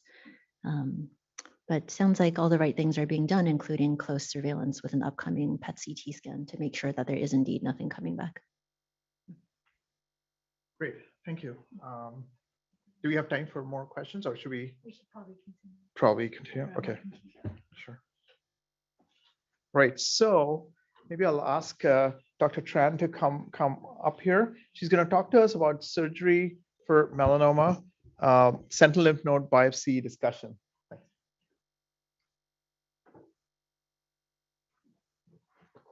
Good morning, everyone. I'm Dr. Tran from the University of California, Irvine. I'm assistant professor of surgery. I'm a surgical oncologist who focuses on melanoma and other cutaneous cancers. I'm going to be talking about sentinel lymph node biopsy. I'll briefly talk about the historical perspective, the history of how we manage the lymph node basin. I'll discuss indications for sentinel lymph node biopsy, the literature on sentinel lymph node biopsy, and the surgeon's role in the surgeon evolving role in their treatment of melanoma. So to start, what are sentinel lymph node biopsy? What are sentinel lymph nodes? So melanoma tends to metastasize first to the regional lymph nodes. Sentinel lymph nodes relies on the concept that different regions of the skin have distinct patterns of lymphatic drainage to the regional nodes. So for a given area of the skin, there's at least one specific lymph node that in that regional basin in which the lymphatic vessels first drain to. So sentinel lymph node is likely the first site of metastasis if it's going to metastasize anywhere. So if the sentinel lymph node is negative on biopsy, the remaining lymph nodes in the mapped basin are unlikely to contain disease. So just some historical perspective, the management of sentinel lymph nodes have really evolved over the last 6 decades. So like many years ago, decades ago, surgeons were doing elective lymph node dissection, which really means taking all the lymph nodes in that basin. And while that sounds like you take out everything, it carried a lot of morbidity. Unfortunately, with those patients back in the 60s, 70s, all these patients had pretty profound lymphedema, which is a very serious complication. So then there were several randomized controlled trials that looked at whether or not elective lymph node dissection had any benefit in patients with melanoma. And in these clinical trials, it showed that there was no improvement in overall survival in patients with clinically node-negative melanoma who underwent elective lymph node dissection. So because of this, we no longer do prophylactic lymph node dissections for patients with melanoma. So there was a period of time after those studies were published that we were only doing right local excisions. We were not doing any lymph node dissection whatsoever. But it was the introduction of sentinel lymph node biopsy by Dr. Morton at John Wayne back in the 1980s that we started to perform sentinel lymph node biopsy as a standard of care for all patients with melanoma. And then we reserved completion lymph node dissection for patients who have positive sentinel lymph nodes or those with clinically node positive melanoma. So I can't overstate the importance of performing a sentinel lymph node biopsy. Doing a sentinel lymph node biopsy allows us to identify about 20% of patients who have microscopic disease in the regional nodes. So this was an important paper that was published in the Journal of Clinical Oncology. And this paper demonstrated that the sentinel lymph node status is the strongest predictor of disease-free and disease-specific survival for patients with stage 1 and stage 2 melanoma. The MSLT1 is another important study. This study found that a pathologic analysis of the sentinel lymph node is the most important prognostic factor for melanoma. So this was an international prospective randomized controlled trial comparing wide local excision with sentinel lymph node biopsy compared to wide local excision with only nodal observation. And the study asked specifically, among patients undergoing wide local excision for melanoma, does sentinel lymph node biopsy with reflex completion lymph node dissection improve melanoma-specific survival compared to nodal observation alone? So while the primary endpoint of the study did not show an improvement in melanoma-specific survival, the disease-free survival was actually significantly higher particularly in the intermediate thickness melanoma group. So then the next logical question after the MSLT1 results is, what if you take the patients who have a positive sentinel lymph node? Is there any benefit to doing a completion lymph node dissection, essentially moving all the lymph nodes versus watching the lymph node basin with like ultrasound? So MSLT2 answers this question. So MSLT2, this was actually recently published, I think it was 2017, but in the study, they found no difference in melanoma-specific survival in patients with node-positive sentinel lymph node biopsy for those treated with nodal observation. But one should note that those who did have a completion lymph node dissection, they did have improved local control of the regional lymph nodes, which means if you had a complete lymph node dissection, the chances of you having recurrence in a nodal basin is slightly lower than those who are monitored with nodal observation with ultrasound. So with that information, particularly in the area of immunotherapy, we have a lot of great drugs and targeted inhibitors and so forth. We actually seldom perform completion lymph node dissection in patients with sentinel lymph node positive melanoma. There's very few select cases, but for the most part, we refer these patients for immunotherapy. So then, looking at the trend in terms of how we manage the lymph node basin, we see in a trend that we're doing less and less. So in the era of immunotherapy, should we really still do sentinel lymph node biopsy? I mean, we have such great drugs. And we're having more drugs, more trials. Is it a thing of the past? Am I going to be out of a job? And I would argue no. I do believe there's a very critical role in doing a sentinel lymph node biopsy in patients with melanoma. So sentinel lymph node biopsy is important for risk stratification. It is an important staging tool. It's necessary to help accurately stage the patient and prognosticate a patient's melanoma. It can guide whether or not there's a role for adjuvant therapy and also guide whether or not a patient needs active nodal surveillance. For example, I did a sentinel lymph node biopsy on a patient. It came back positive, was microscopic, patient stage 3A. So then I know, and the patient is going to get immunotherapy, but at the same time, as a surgeon, I'm going to continue to watch his nodal basin very carefully. Every 4 months, I'm going to get a scan to watch for any recurrence in the nodal basin. So as opposed to subjecting my patient to the morbidity of a completion lymph node dissection, I will watch the patient who will get immunotherapy. And it's been shown with the adjuvant immunotherapy, these patients have, excellent recurrence-free survival and overall survival. But again, I do want to stress the importance of doing a sentinel lymph node biopsy because about 15 to 30% of patients with clinically no negative melanoma will have a positive sentinel lymph node. That again will upstage a patient to a stage 3, and it completely changes the patient's management.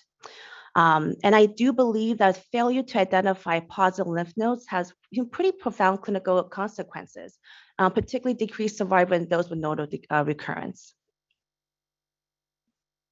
So you might ask, what are some histologic factors that can influence a sentinel lymph node being positive? Young patients tend to have a higher chance of having a positive lymph node. So even if a patient comes in with like a thin melanoma, I'm more inclined to recommend sentinel lymph node biopsy for these patients. And just because of the fact that the data has shown that younger patients have a higher percentage of positive lymph nodes versus older patients. Clark level greater than 4. And tumor thickness, the thicker the melanoma, the higher the chance of an individual having a positive lymph node. All patients with a tumor thickness greater than 1 millimeter should undergo a sentinel lymph node. And there are select patients with thickness between 0.75 to 1 millimeter should undergo sentinel lymph node biopsy.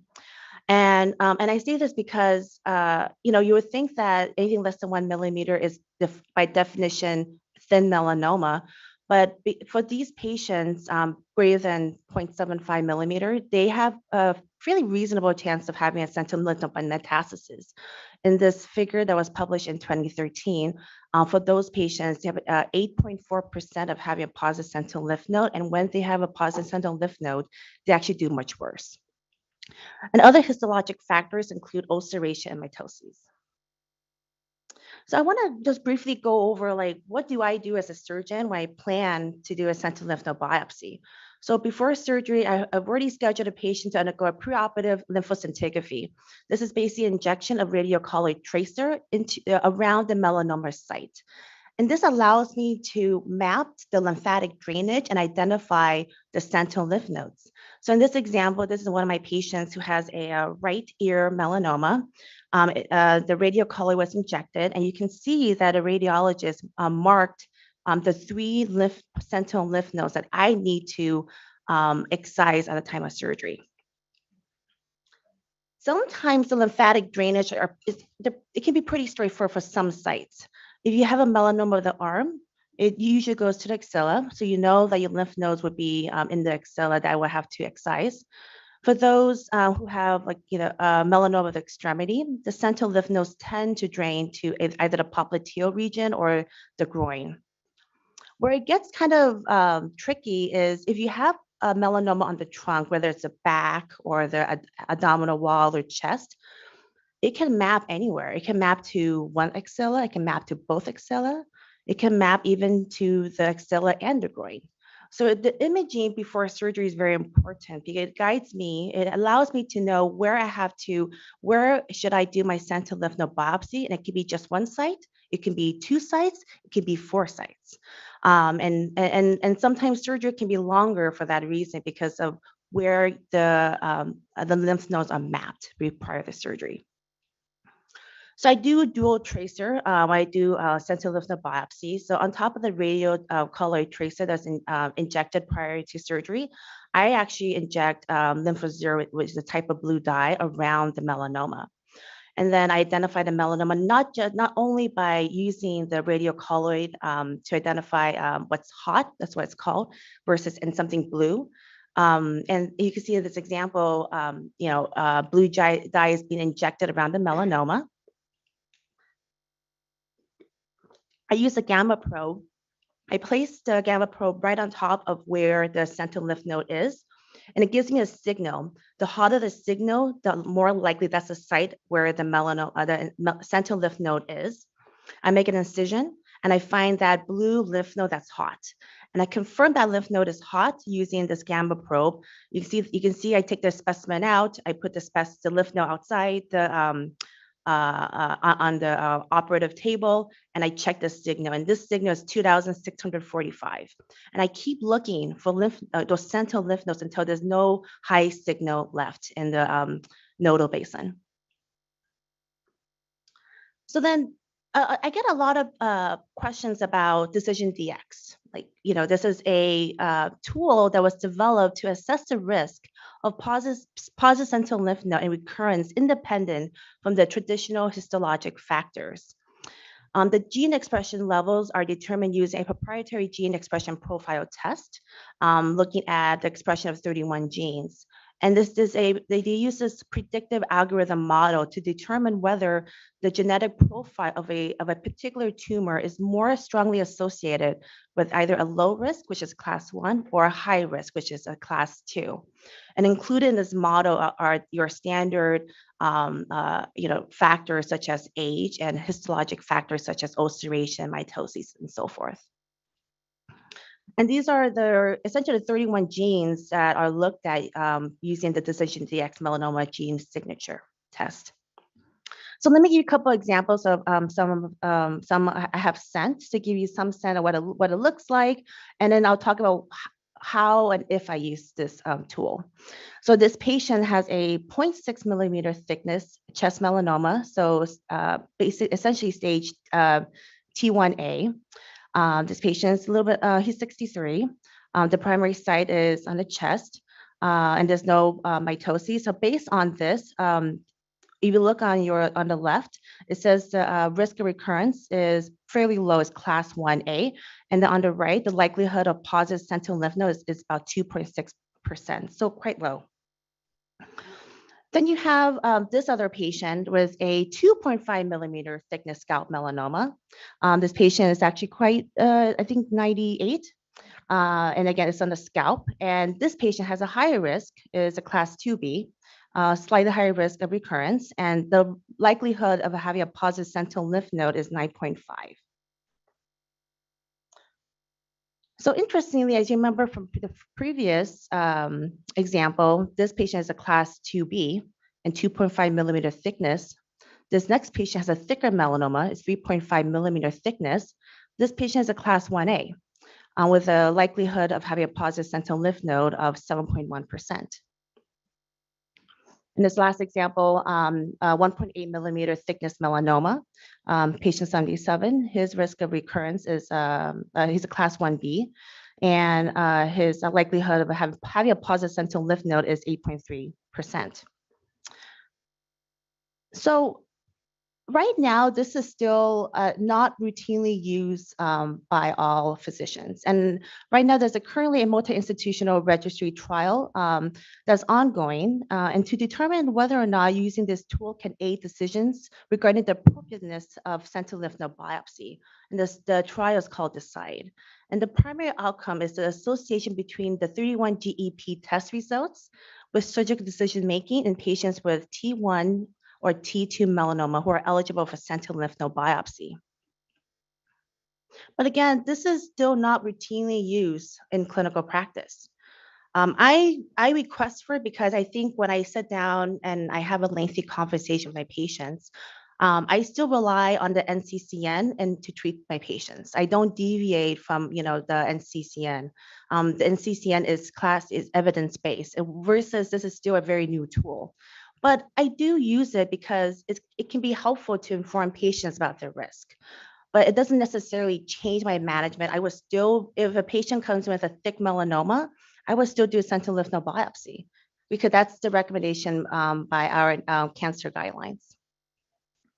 I want to just mention that the management of melanoma is a multidisciplinary field, and it requires a team of doctors, like surgeons, medical oncologists, dermatopathologists, dermatologists.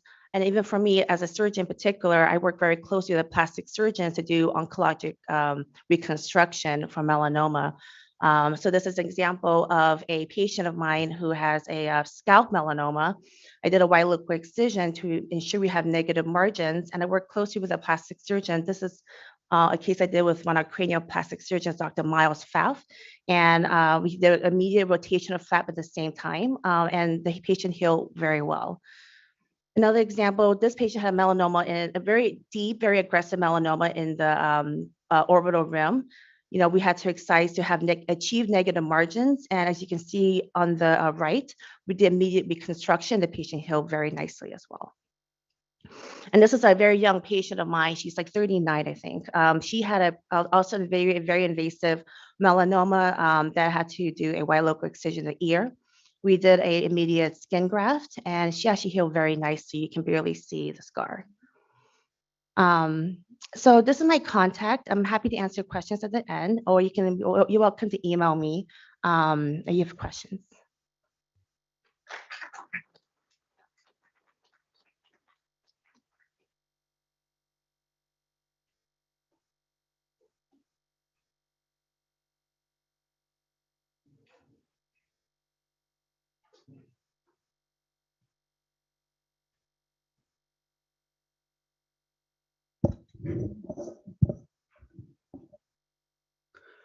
All right, well, good morning, everyone. I'm Steve Bronstein, a radiation oncologist here at UCSF, and I have the pleasure to present today talking about some of the latest approaches for brain metastases.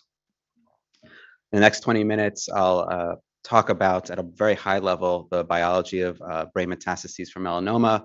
I'll talk about treatment outcomes of patients with brain metastases, and we'll talk about modern interdisciplinary and multimodal therapy for brain metastases. So first, for the biology.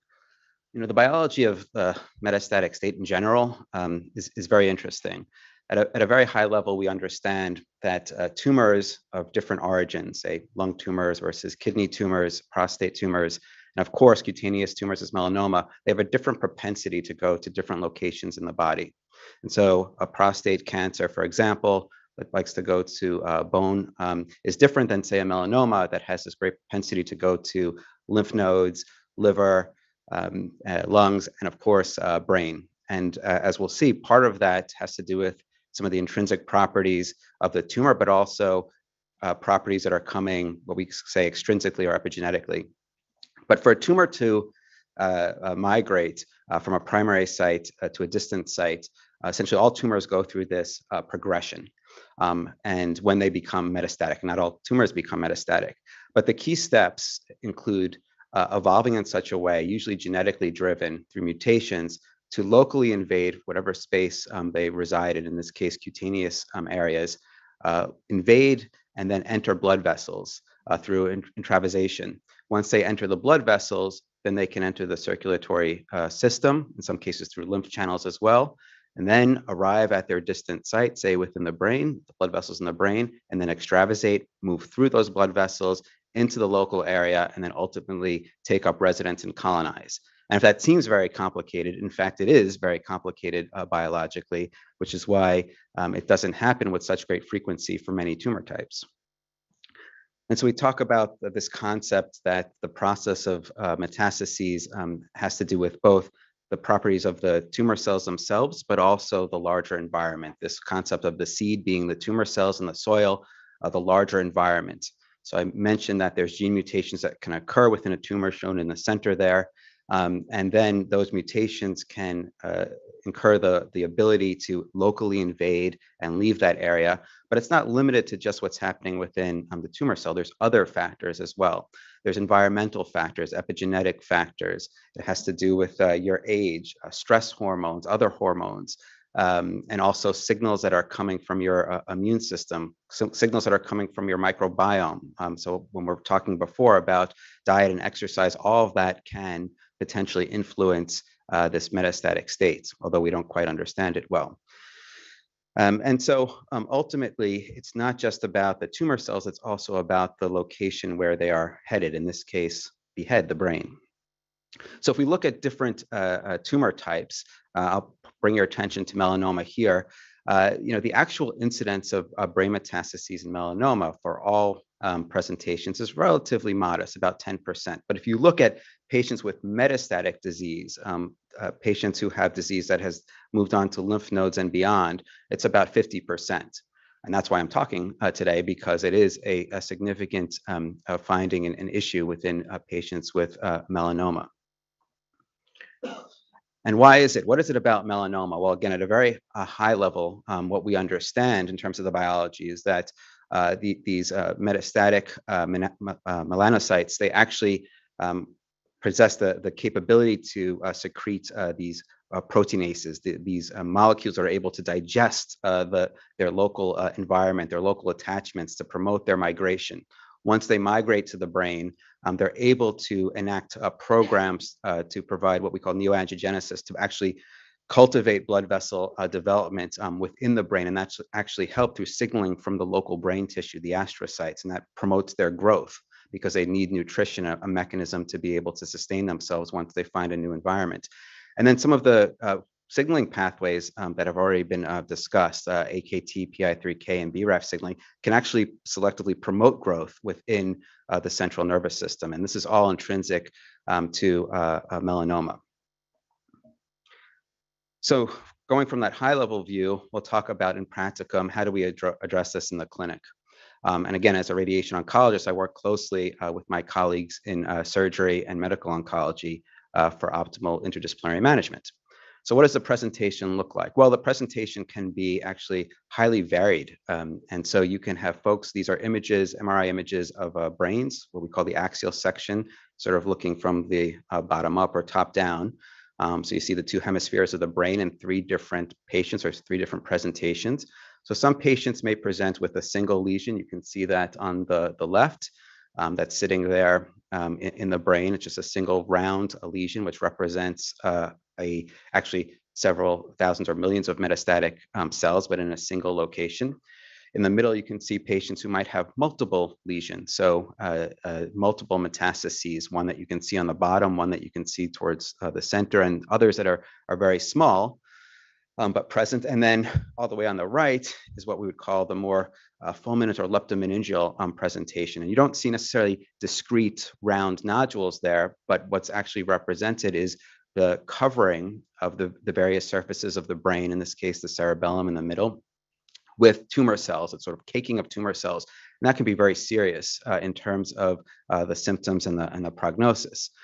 Well, historically, decades ago, how did we approach this? Well, we approached this very elementary means by using brain-directed radiotherapy and something we would call whole brain radiotherapy, which, again, very simply, is to treat the entire contents of the brain with high energy photons.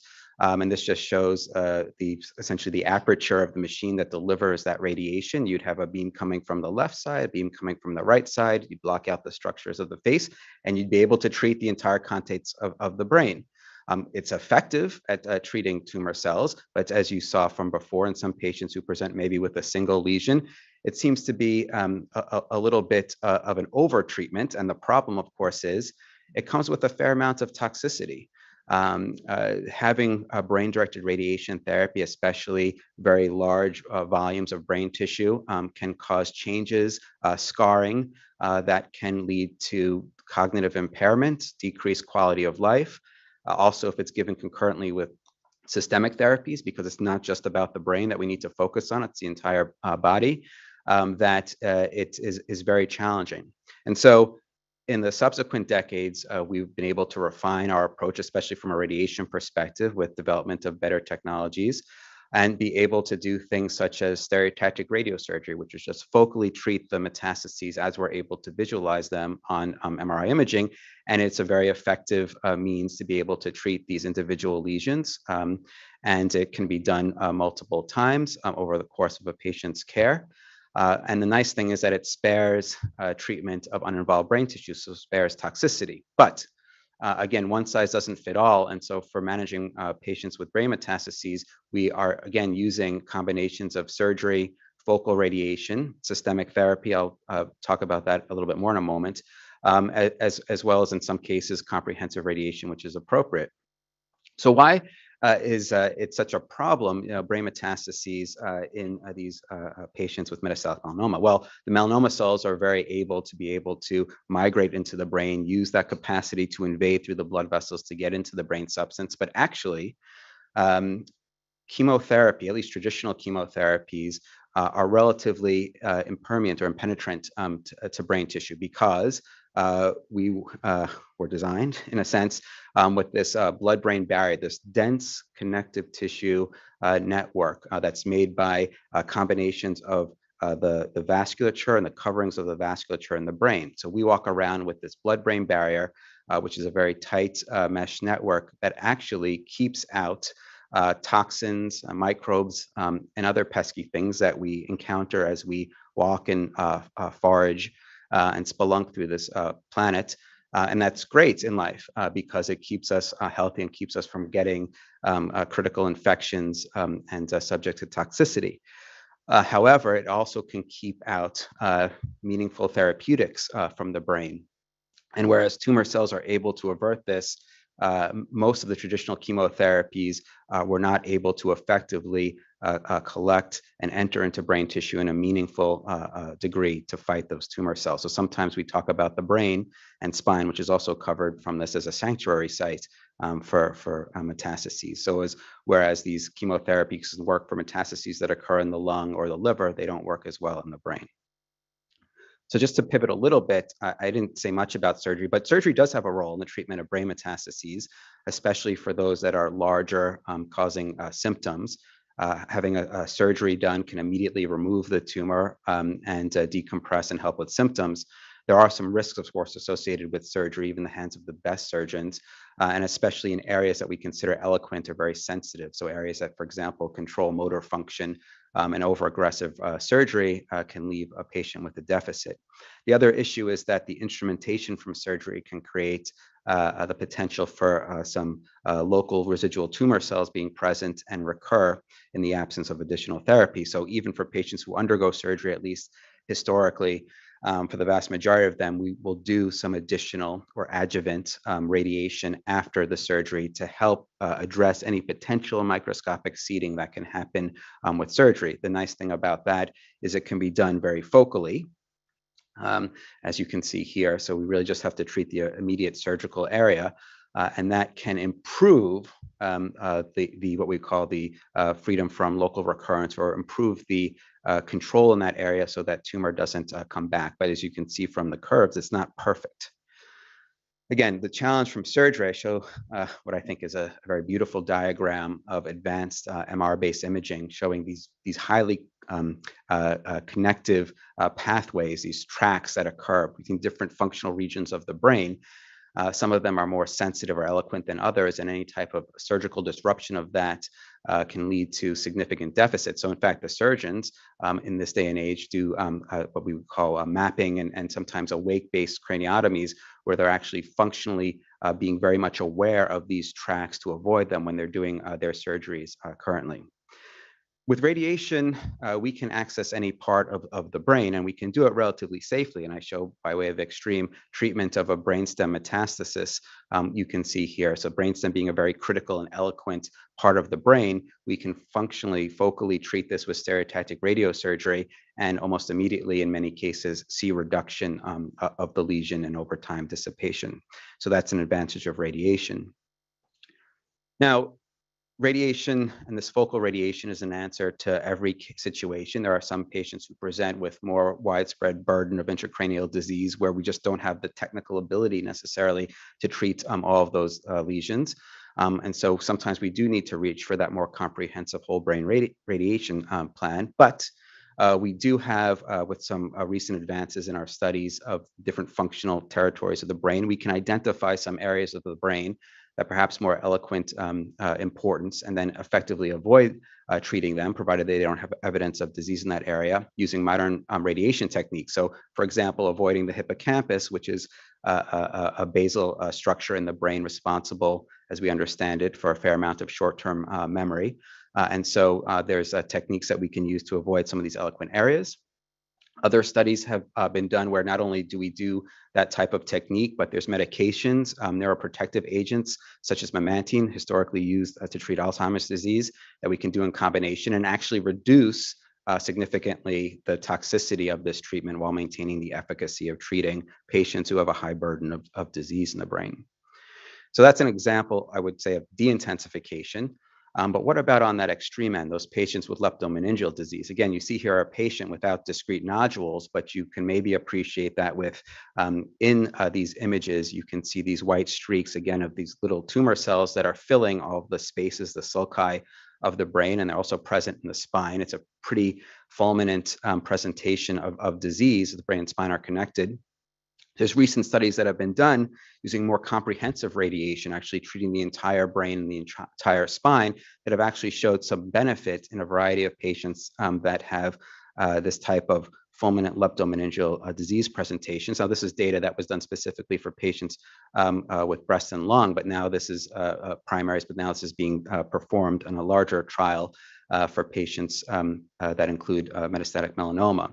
And there's techniques of radiation, something called, for example, proton-based radiation, which is a little bit more, I would say, focused or conformal, so that you can really limit the treatment just to the brain, the spine, and not scatter dose to other parts of the body. So we are able, in some cases, to consider to do these more aggressive types of intensification. Now, it's interesting. Overall, if we look at data for patients with metastatic melanoma, we've seen actually improvements in overall survival in the modern era, from the time period of 85 to about 2005, now from 2006 to 2015. You can see the survival curves have improved over time for these patients with the significant burden of disease. Now, that is in some way part to improvements in radiation and surgical techniques. But when we look at the modern interdisciplinary management, we really have to focus on what you've heard this morning from Dr. Sai and Dr. Moyers, at least in terms of the new precision-based therapies, the targeted therapies, the immunotherapies, recognizing that we can more precisely deliver these agents to target specific mutation in a specific patient's burden of disease. And that's borne out to lead to better overall survival, specifically in patients with brain metastases. And the really amazing thing is that many of these agents actually cross the blood-brain barrier as compared to traditional chemotherapies. And so in various studies, you can see intracranial response rates that are over 50%.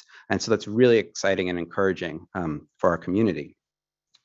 And we are at a place now, and this is showing a variety of targeted agents. This is a nice review, that there are some agents, as you can see on your right, including dabrafenib, trametinib, and the ALK inhibitors, that actually have shown to have a pretty decent CNS response, central nervous system response. And so, and this becomes better and better, seemingly with subsequent generations of these inhibitor therapies. And so, when we look at, for example, immunotherapy as by way of example for patients with melanoma brain metastases, a CheckMate 204 trial, which included patients also with asymptomatic brain metastases getting ipilimumab and nivolumab, the response rate was over 50%, which is really amazing. And the CNS-specific toxicity was very limiting. So if you look at the response curve, you can see these patients had very good control overall, median of basically a year, although it didn't meet its median progression-free survival. And so, the combined best response rates, again, close to 60%. Now, in the symptomatic cohort or symptomatic cohort, that was different. So these patients with maybe larger lesions and had symptoms, they didn't fare as well. So there still may be a role for additional interventions. But in practice, this tells us that for some patients, we may be able to treat with these immunotherapies or combined therapies alone. You saw the presentation from Dr. Moyes with a COMBI-MB study, again, showing a good response rate, although unfortunately not as durable as we would like it. And we do have to be mindful of some potential combined toxicity of using these inhibitors at the same time as giving brain-directed radiation. So in our practice, when we're thinking about these patients that are coming in, if they're symptomatic or bulky and BRAF mutants, we often will consider giving combination therapy. If not, we think about more conventional therapies of radiation, and certainly if they're symptomatic, even consider surgery. But if they're not symptomatic, our mainstay approach is, especially for small lesions, to think about now combination immunotherapy because of the great responses. So just in the last minute, I would just talk about emerging multimodal therapy. So now we're thinking about how to combine these things. So using radiosurgery with the immunotherapy, there's some early data that's suggestive that there's a benefit to combining them concurrently at the same time, rather than just using them sequentially, again, shown by these waterfall plots with better responses in combination. There is some concern, again, that when we combine things, that we may also increase the toxicity of that. This has been somewhat variable among studies, but as a product of both radiation and immunotherapy, there may be some increased scarring or injury to regional brain tissue. Another technique in radiation is to use implanted radiation to deliver it from the inside out, sometimes in combination with surgery. Some studies have been done mostly in the retreatment setting when a patient's treated and then we have to go back because it wasn't completely effective, but these are very small. They look like little iron filings of radioactive material that has a very limited half-life that we can now use and are studying in patients who are undergoing both surgeries for brain-directed therapy. And there's a long history of this use in various settings, but shows very good safety and efficacy. And finally, just talk about laser interstitial thermal therapy. This is a surgical technique that uses thermal ablation via a craniectomy-based probe. So you place a laser probe with MR guidance, and this is able to deliver essentially laser and heat therapy that has a number of really interesting biological effects, not just to coagulate or destroy tissue, but also potentially to augment the immune system in this region through induction of heat shock factors, and then encouraging TILs and macrophages to enter. So it can potentiate both chemotherapy, ionizing radiation therapy, and the immune response. And I would just say that there have been some studies in this area for both the efficacy and also to treat some of that radiation injury. So in summary, we recognize that metastatic melanoma has a really high tropism in the brain and remains a problem. Outcomes have dramatically improved with CNS active immuno and targeted therapies. And has been a theme here, interdisciplinary therapy really allows for, I think, better optimization and personalization of response. And the questions that we're thinking about now are how do we sequence and combine these different therapies for an optimal response? So with that, I will thank you and we can move on.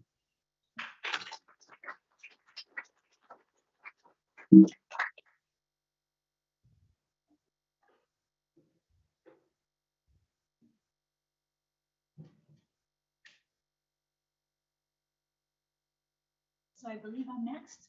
Nope. Oh, thank you. So now it's my turn. So first, I just want to remind people, if you have questions, please be sure to pass to get us your index cards if you're here online, all the various places. We're still monitoring those. And again, just before I head out, I do want to thank everyone for attending. I know it's a Saturday, the providers, the UC system, Isaac, sorry, Isaac, I didn't mention our IT guru and Eric from virtually. Thank you very much. Want to remind you that we are recording and we'll be sharing all of the presentations, not the Q&A. So don't leave us because there's a Q&A afterwards. Please answer the survey. I swear we are all reading these things. So I want to tell you a little bit about AIM. You've heard lots of great information. There is a lot more out there. There's just no way. This is a good thing. There's no way it all could be done, I'm sure, even in a day. So that's where your providers and where AIM, we want to come in and help share that information and help answer your questions. Whoops. Isaac, can you switch to the next one, please, for me? I don't know how to do it. Nobody gave me, oh, thank you. So we have lots and lots of resources. So when I told you how the foundation was started, the purpose of the foundation was to build the fresh frozen primary tissue bank, which we have done. But it took us a lot of years to get to the point to build this tissue bank. We're now collecting. So in the interim, we decided to keep ourselves a little busy. And so in the process, we built what is probably the most comprehensive website on melanoma. We actually, by the way, have a non-melanoma skin cancer one. I just want to throw out skincancerinfo.org. It's the toddler version, so give us a few years. So in the interim, we built this very comprehensive non-melanoma website. We are actually international. We have sites, we have advocates we work with in Europe, Australia, and so forth. But what are those resources? How are they going to help me? So I'm just going to highlight just a few of them. So one of the questions, so we have a physician assistant who works with us. And one of the biggest questions patients and families have are, how do I recognize and manage those side effects? Because you want to stay on treatment. Those treatments are hopefully helping you. And if you can stay on the treatment, often you can improve your overall survival, which is exactly what we want to do, but we want to have a quality of life doing it. So for each of the treatments, I apologize, the one for Kimtrek is not yet done. We're working on that.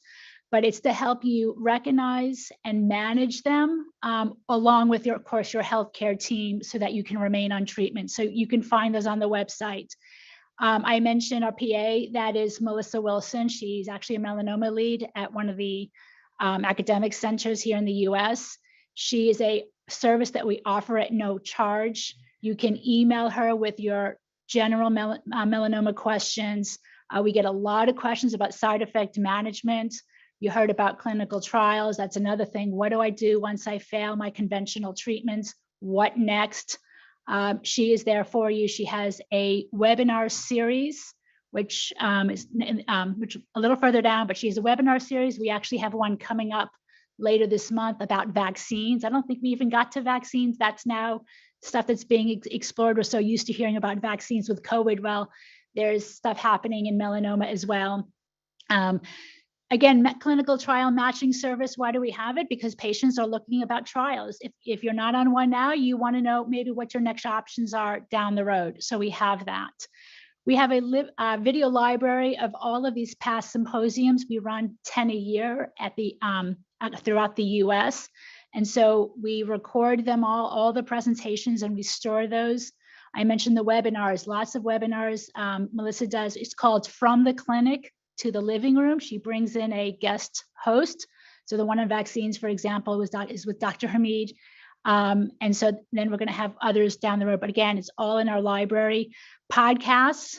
We also want to address, of course, the emotional needs of those in the melanoma community. And so Dr. Liu, who's the director of survivorship at KP here in San Francisco, has a podcast series that comes out every month addressing all of the emotional issues, some of them, again, so many of them.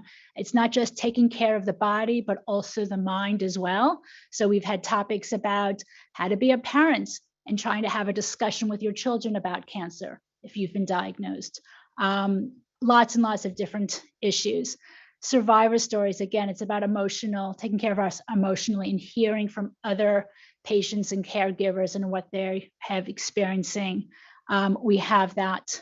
We have lots of those different stages, some of the subtypes, all the subtypes as well. The peer-to-peer support program, we are matching, we call them veterans, people who have been unfortunately in the space for some time and want to help support somebody who is newly diagnosed. We match people together. It can be a one-time phone call, emails back and forth, whatever the two of you decide, we can help you with that. And then, of course, one of the other ways of getting together and being with people who understand what you're going through. One of the great things about, you mentioned earlier about these in-person events, you get to be around people, that emotional connection of being in the same room, in the same space of people who understand what you're going through. So we have our Steps Against Melanoma walks. And so since I am in the Bay Area, I do want to, Bob, you're going to raise your hand. So if you're in the room, Bob is generous enough to be overseeing our walk here in the Bay Area. I think it's Golden State Park we're hoping for. I'm not sure. We're hoping, we're working on that.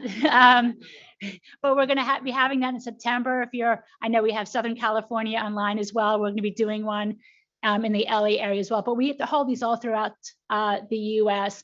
I know it's about raising money for research. That is why we started this, this foundation. We are going to find a cure for this disease. I promise you. So I get a little bit emotional. It's like, you could imagine, but it's about also being together and supporting each other.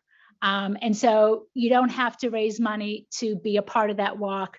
So I want to encourage all of you to do that. So without any further delay, we all have questions, I'm sure. But if you think of something after the fact, I really want to encourage you to reach out to your provider, of course, whether you are part of the UC system or not, or if you want to reach out to Melissa through AIM, you are certainly welcome to do that. Thank you.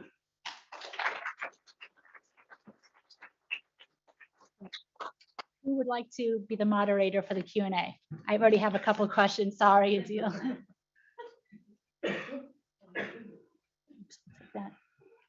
Great. Thank you, Sam. That's thank you for everything that AIM does. And I know this is like a mission, and from the time that Val used to do that.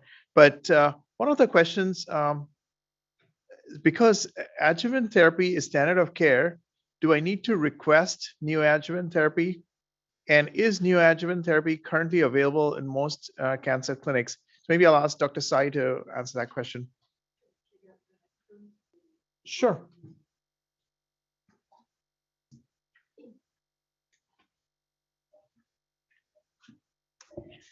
Yeah, that's a great question. I think ultimately, payment and insurance reimbursements, I think also thinking about financial toxicity is an important subject. So I think the short answer to your question is that S1801, which is the trial that I discussed earlier, actually enrolled a large chunk of its patient population from sites in the community. So I think to answer that question, I will say that neoadjuvant therapy can be given anywhere. However, I think the caveat is that because this is relatively new, and because neoadjuvant therapy is kind of a treatment context in which you really want your surgical oncologist and your medical oncologist to be talking closely and coordinating, that I think predominantly, and I think to make sure that you're getting great expertise, it never hurts to have, I think, an academic institution, or if that's not possible, really to have, to talk with your care team about making sure that they have experience handling, giving neoadjuvant therapy. But I think the short answer is it can be given anywhere. There's in general, I would be really surprised to see kind of insurance barriers to giving immunotherapy in a neoadjuvant context. I mean, I think should you bring that up with your group? I guess that was the other part of the question. That's right. If Yeah. It hasn't been. Oh, just talk about I'll mention that. Yeah, and I guess the other part of that question was, should you bring it up? And I would say yes. I mean, I think part of really the hopeful outcome of patient symposiums like this is that we're hopefully empowering you with information to take to your care team. And despite what I just said, is it possible that your care team has not heard of the benefits of giving neoadjuvant therapy? Maybe. So absolutely, I would encourage you, if it hasn't been brought up already, or if you're even wondering whether neoadjuvant therapy would be a good option for you or not, absolutely bring that up with your care team. So the one question is, I had to stop IO after 6 infusions. Is there research on how long treatment is needed to be effective? Maybe Justin, you want to take that question?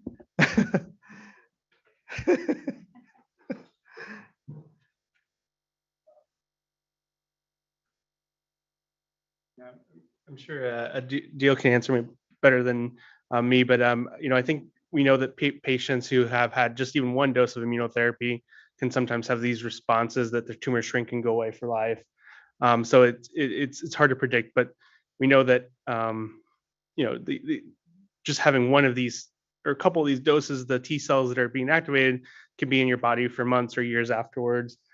So I think, was that the question? That was the question. I think that's how long is the treatment needed to be effective? I guess it's in the. I guess maybe also it's in maybe an the adjuvant setting. Maybe that's Yeah. what it's Or- meant. Yeah, so I mean, I would say that for like metastatic patients, yeah, if you had 6 doses, you're probably going to find out if it's probably going to be working by then if it's going to work. And I think the other question is maybe that's brought into that is when do we stop? The trials all did 2 years of treatment if people have metastatic cancer, but some people say if you have the tumor completely go away, with the shared decision with your doctor, can you stop early? That's something that we don't know the answer to that people consider. And then maybe Justin, if you could answer the next question too. How does having a genetic predisposition to melanoma affect somebody? Yeah, so I didn't talk about that because we already had a lot of information, and lots of times when we order one of these tumor genetic tests, and you can also draw blood germline tests at the same time, so it checks for the mutations in your blood as well. And so there's several specific ones like CDKN2A germline mutations that can put you at a 20 times risk the average person for having melanoma, and then like some BRCA alterations have I think 3 or 4 times risk of melanoma as compared to the average person. So definitely something we think about, and at least with every patient I see, talk about their family history, and if they've had any melanomas in their family, certainly test them for germline, and then or if they have strong other conditions like you had BRCA, if your family had breast, pancreatic, prostate cancer in the family, consider germline testing. But I do it for quite a few people and have found several of them. I don't know if Dr. Sai has different opinion or each other.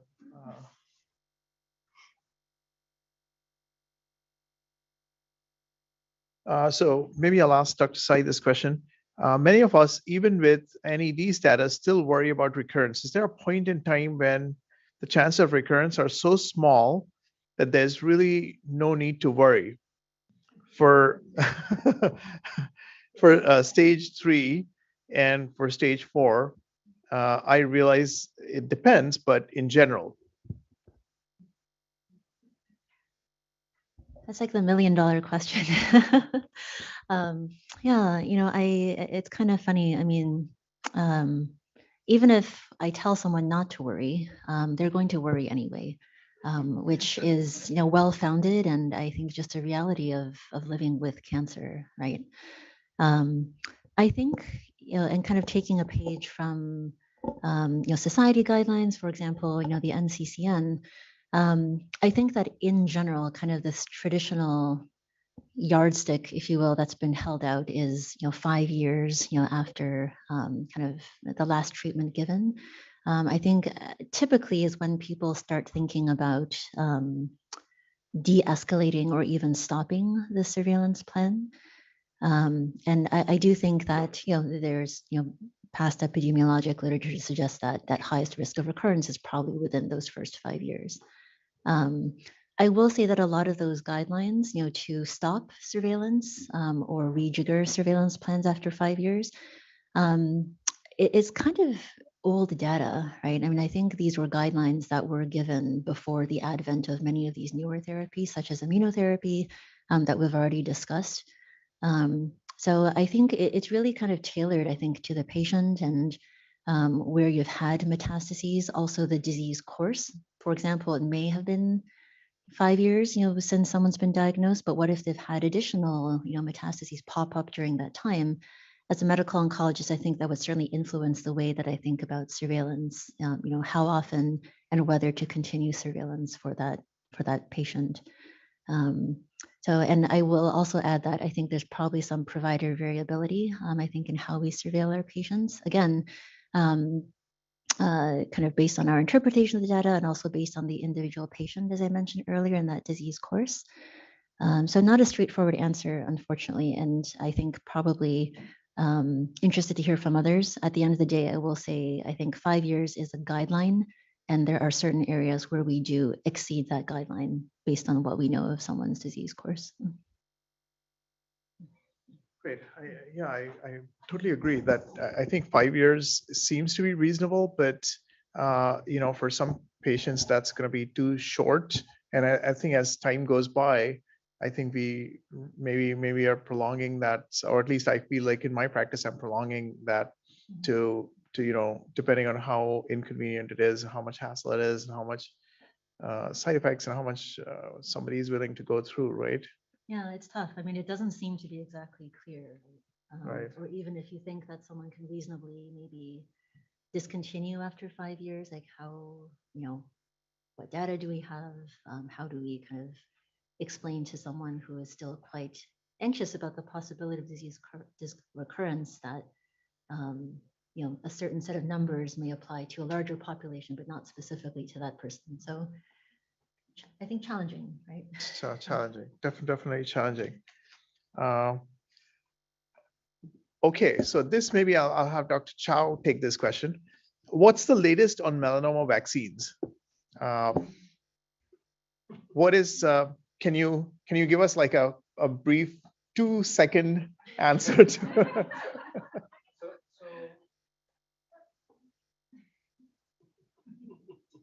So, Just kidding about the 2 seconds. yeah. So as you may or may not know, the Moderna company was first investigating use of RNA vaccines for treatment of cancers, and obviously branched out into the COVID. But there's been some recent data suggesting that these RNA melanoma vaccines may be very effective for this. It's very preliminary, but more data to come. But yeah, it so far is kind of promising. Greg, do you want to take a stab at the melanoma vaccine question?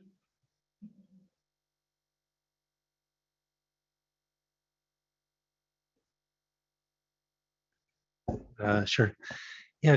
So melanoma vaccines have been promising for about 150 years. And it's been frustrating because it just totally makes sense. Vaccines are there to prevent cancer. And I think now our understanding is very close to solving this, at least at the vaccine level. And as Warren was alluding to, the Moderna vaccine takes advantage of what are called neoantigens that are specific and unique to the tumor. And this is an insight that is relatively new in the field and appears to be a better way to go. So what basically is done is that you interrogate the tumor for unique changes to that specific tumor. Then you create a vaccine unique to those changes and give it to that patient.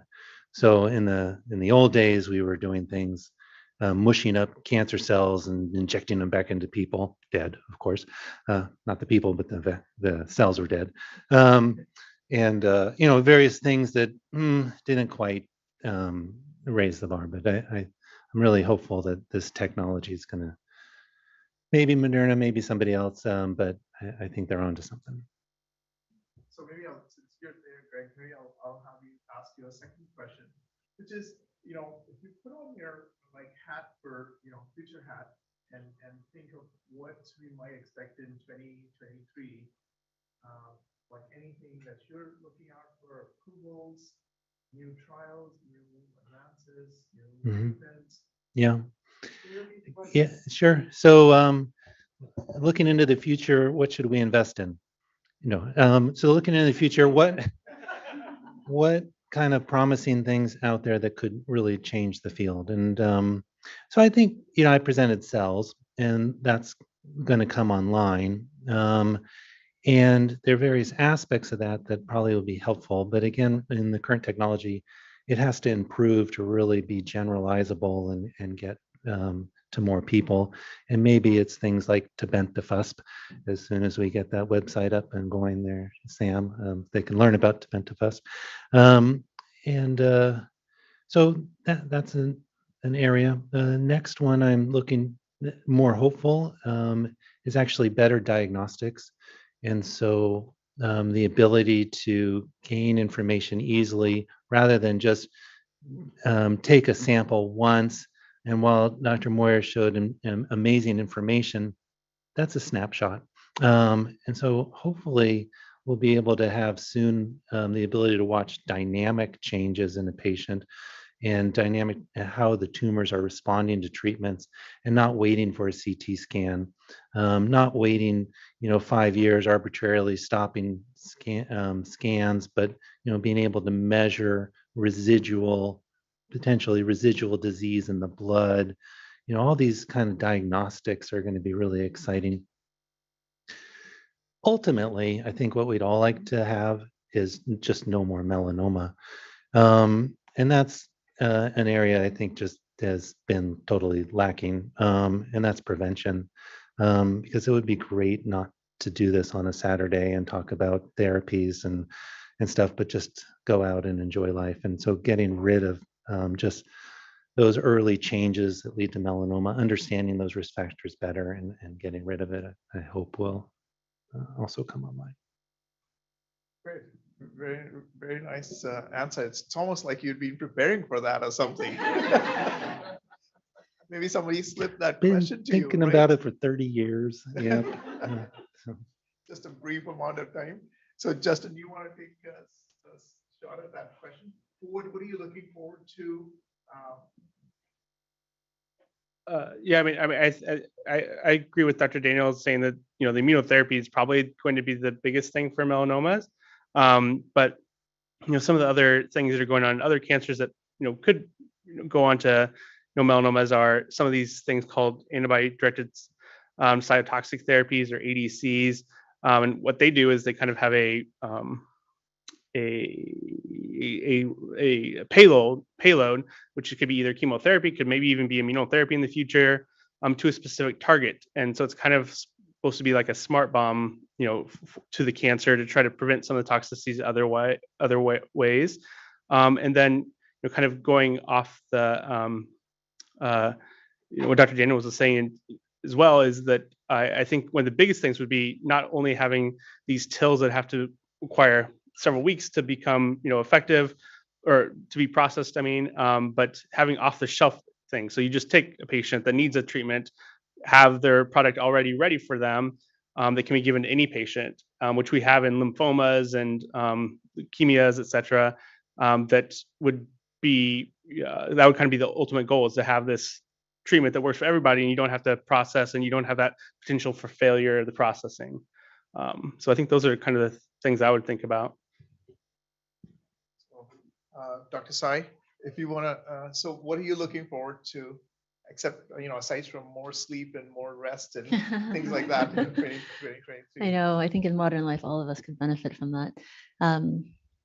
Yeah, I'm going to give kind of off the beaten path or a less sexy answer to what my colleagues have already talked about. So yes, immunotherapy is great, lots of problems with it. Not everyone responds to it, but I think some exciting and things in the works, cell therapies, especially in trying to improve on those specifically for melanoma.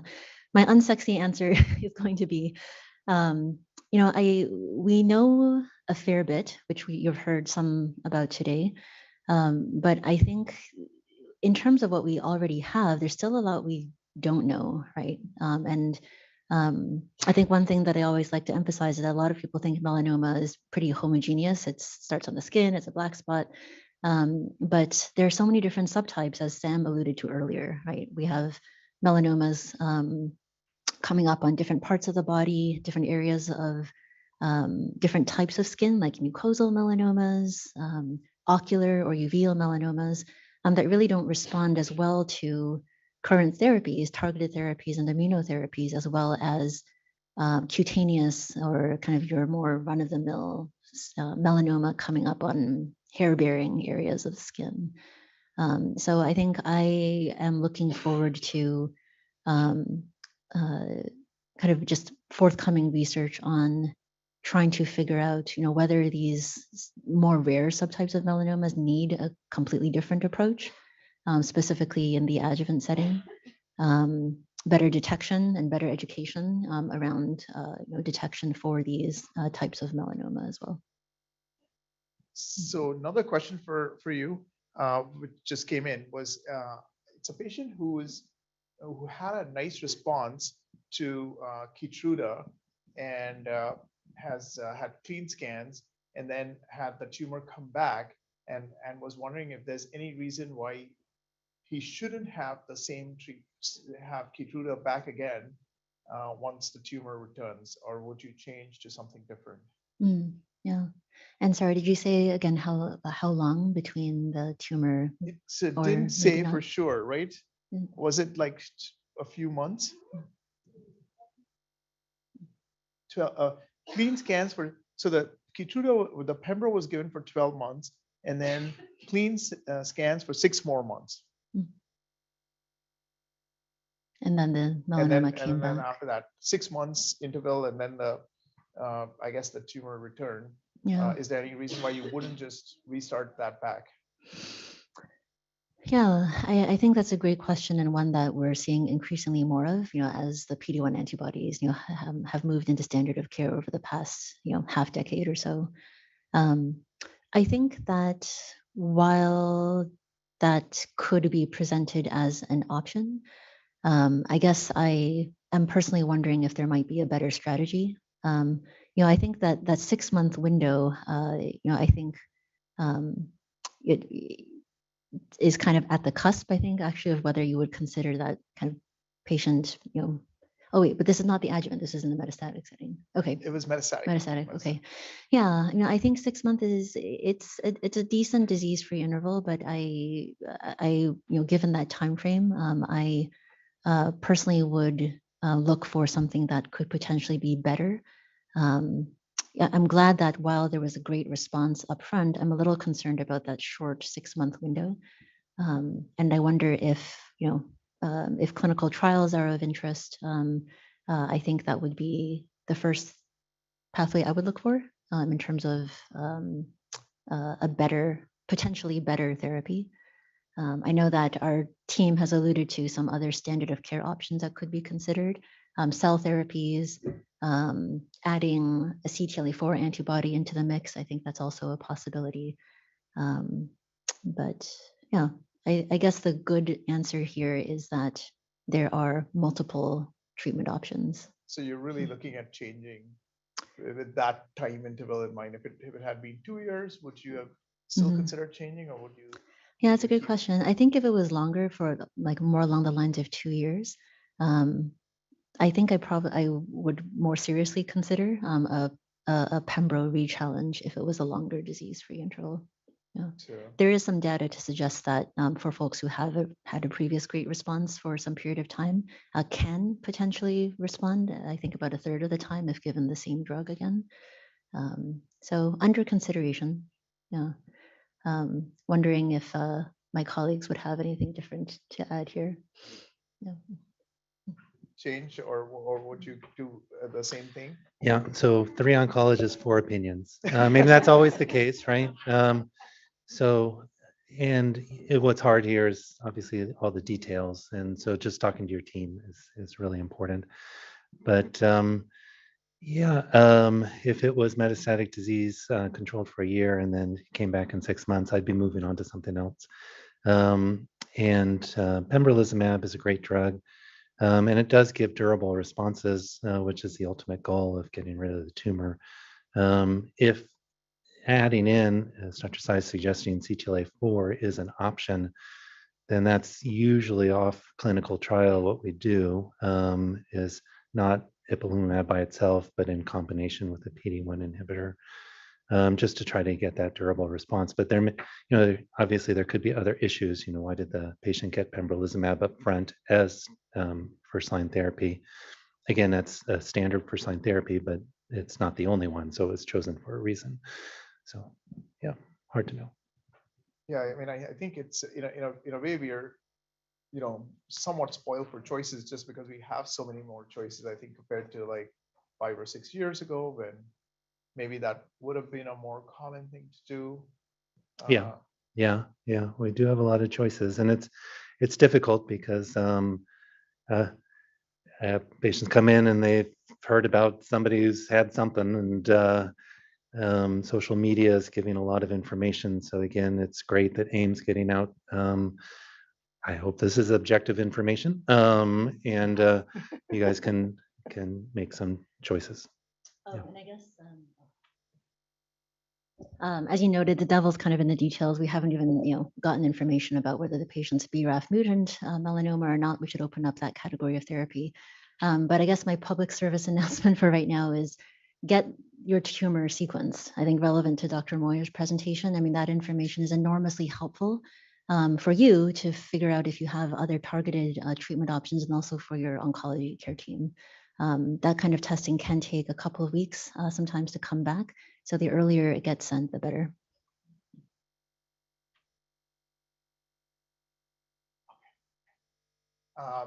So maybe I'll have Steve, if you want to come here for a second. What is the?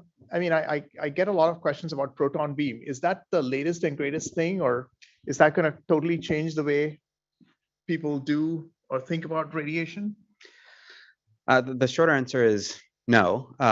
It's great, although not widely available for all patients. Really, what it is, biologically, it's no more potent than traditional photon-based techniques. There's other techniques, carbon ion, that are done in Asia, Europe, that maybe have some more biologic potency. But really, the upshot of the advantage of proton therapy, it's a little bit more focal in some cases. And so, especially when you're treating the spine, it can give a little bit better, what I would call dosimetry, to really just treat the target, which is, let's say, the spinal cord, for example, or for patients who have vertebral metastases, without treating the rest of the body. But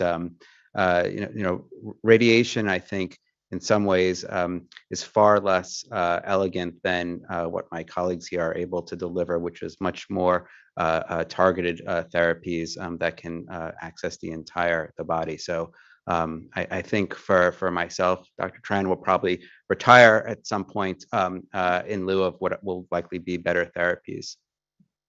Great, thanks.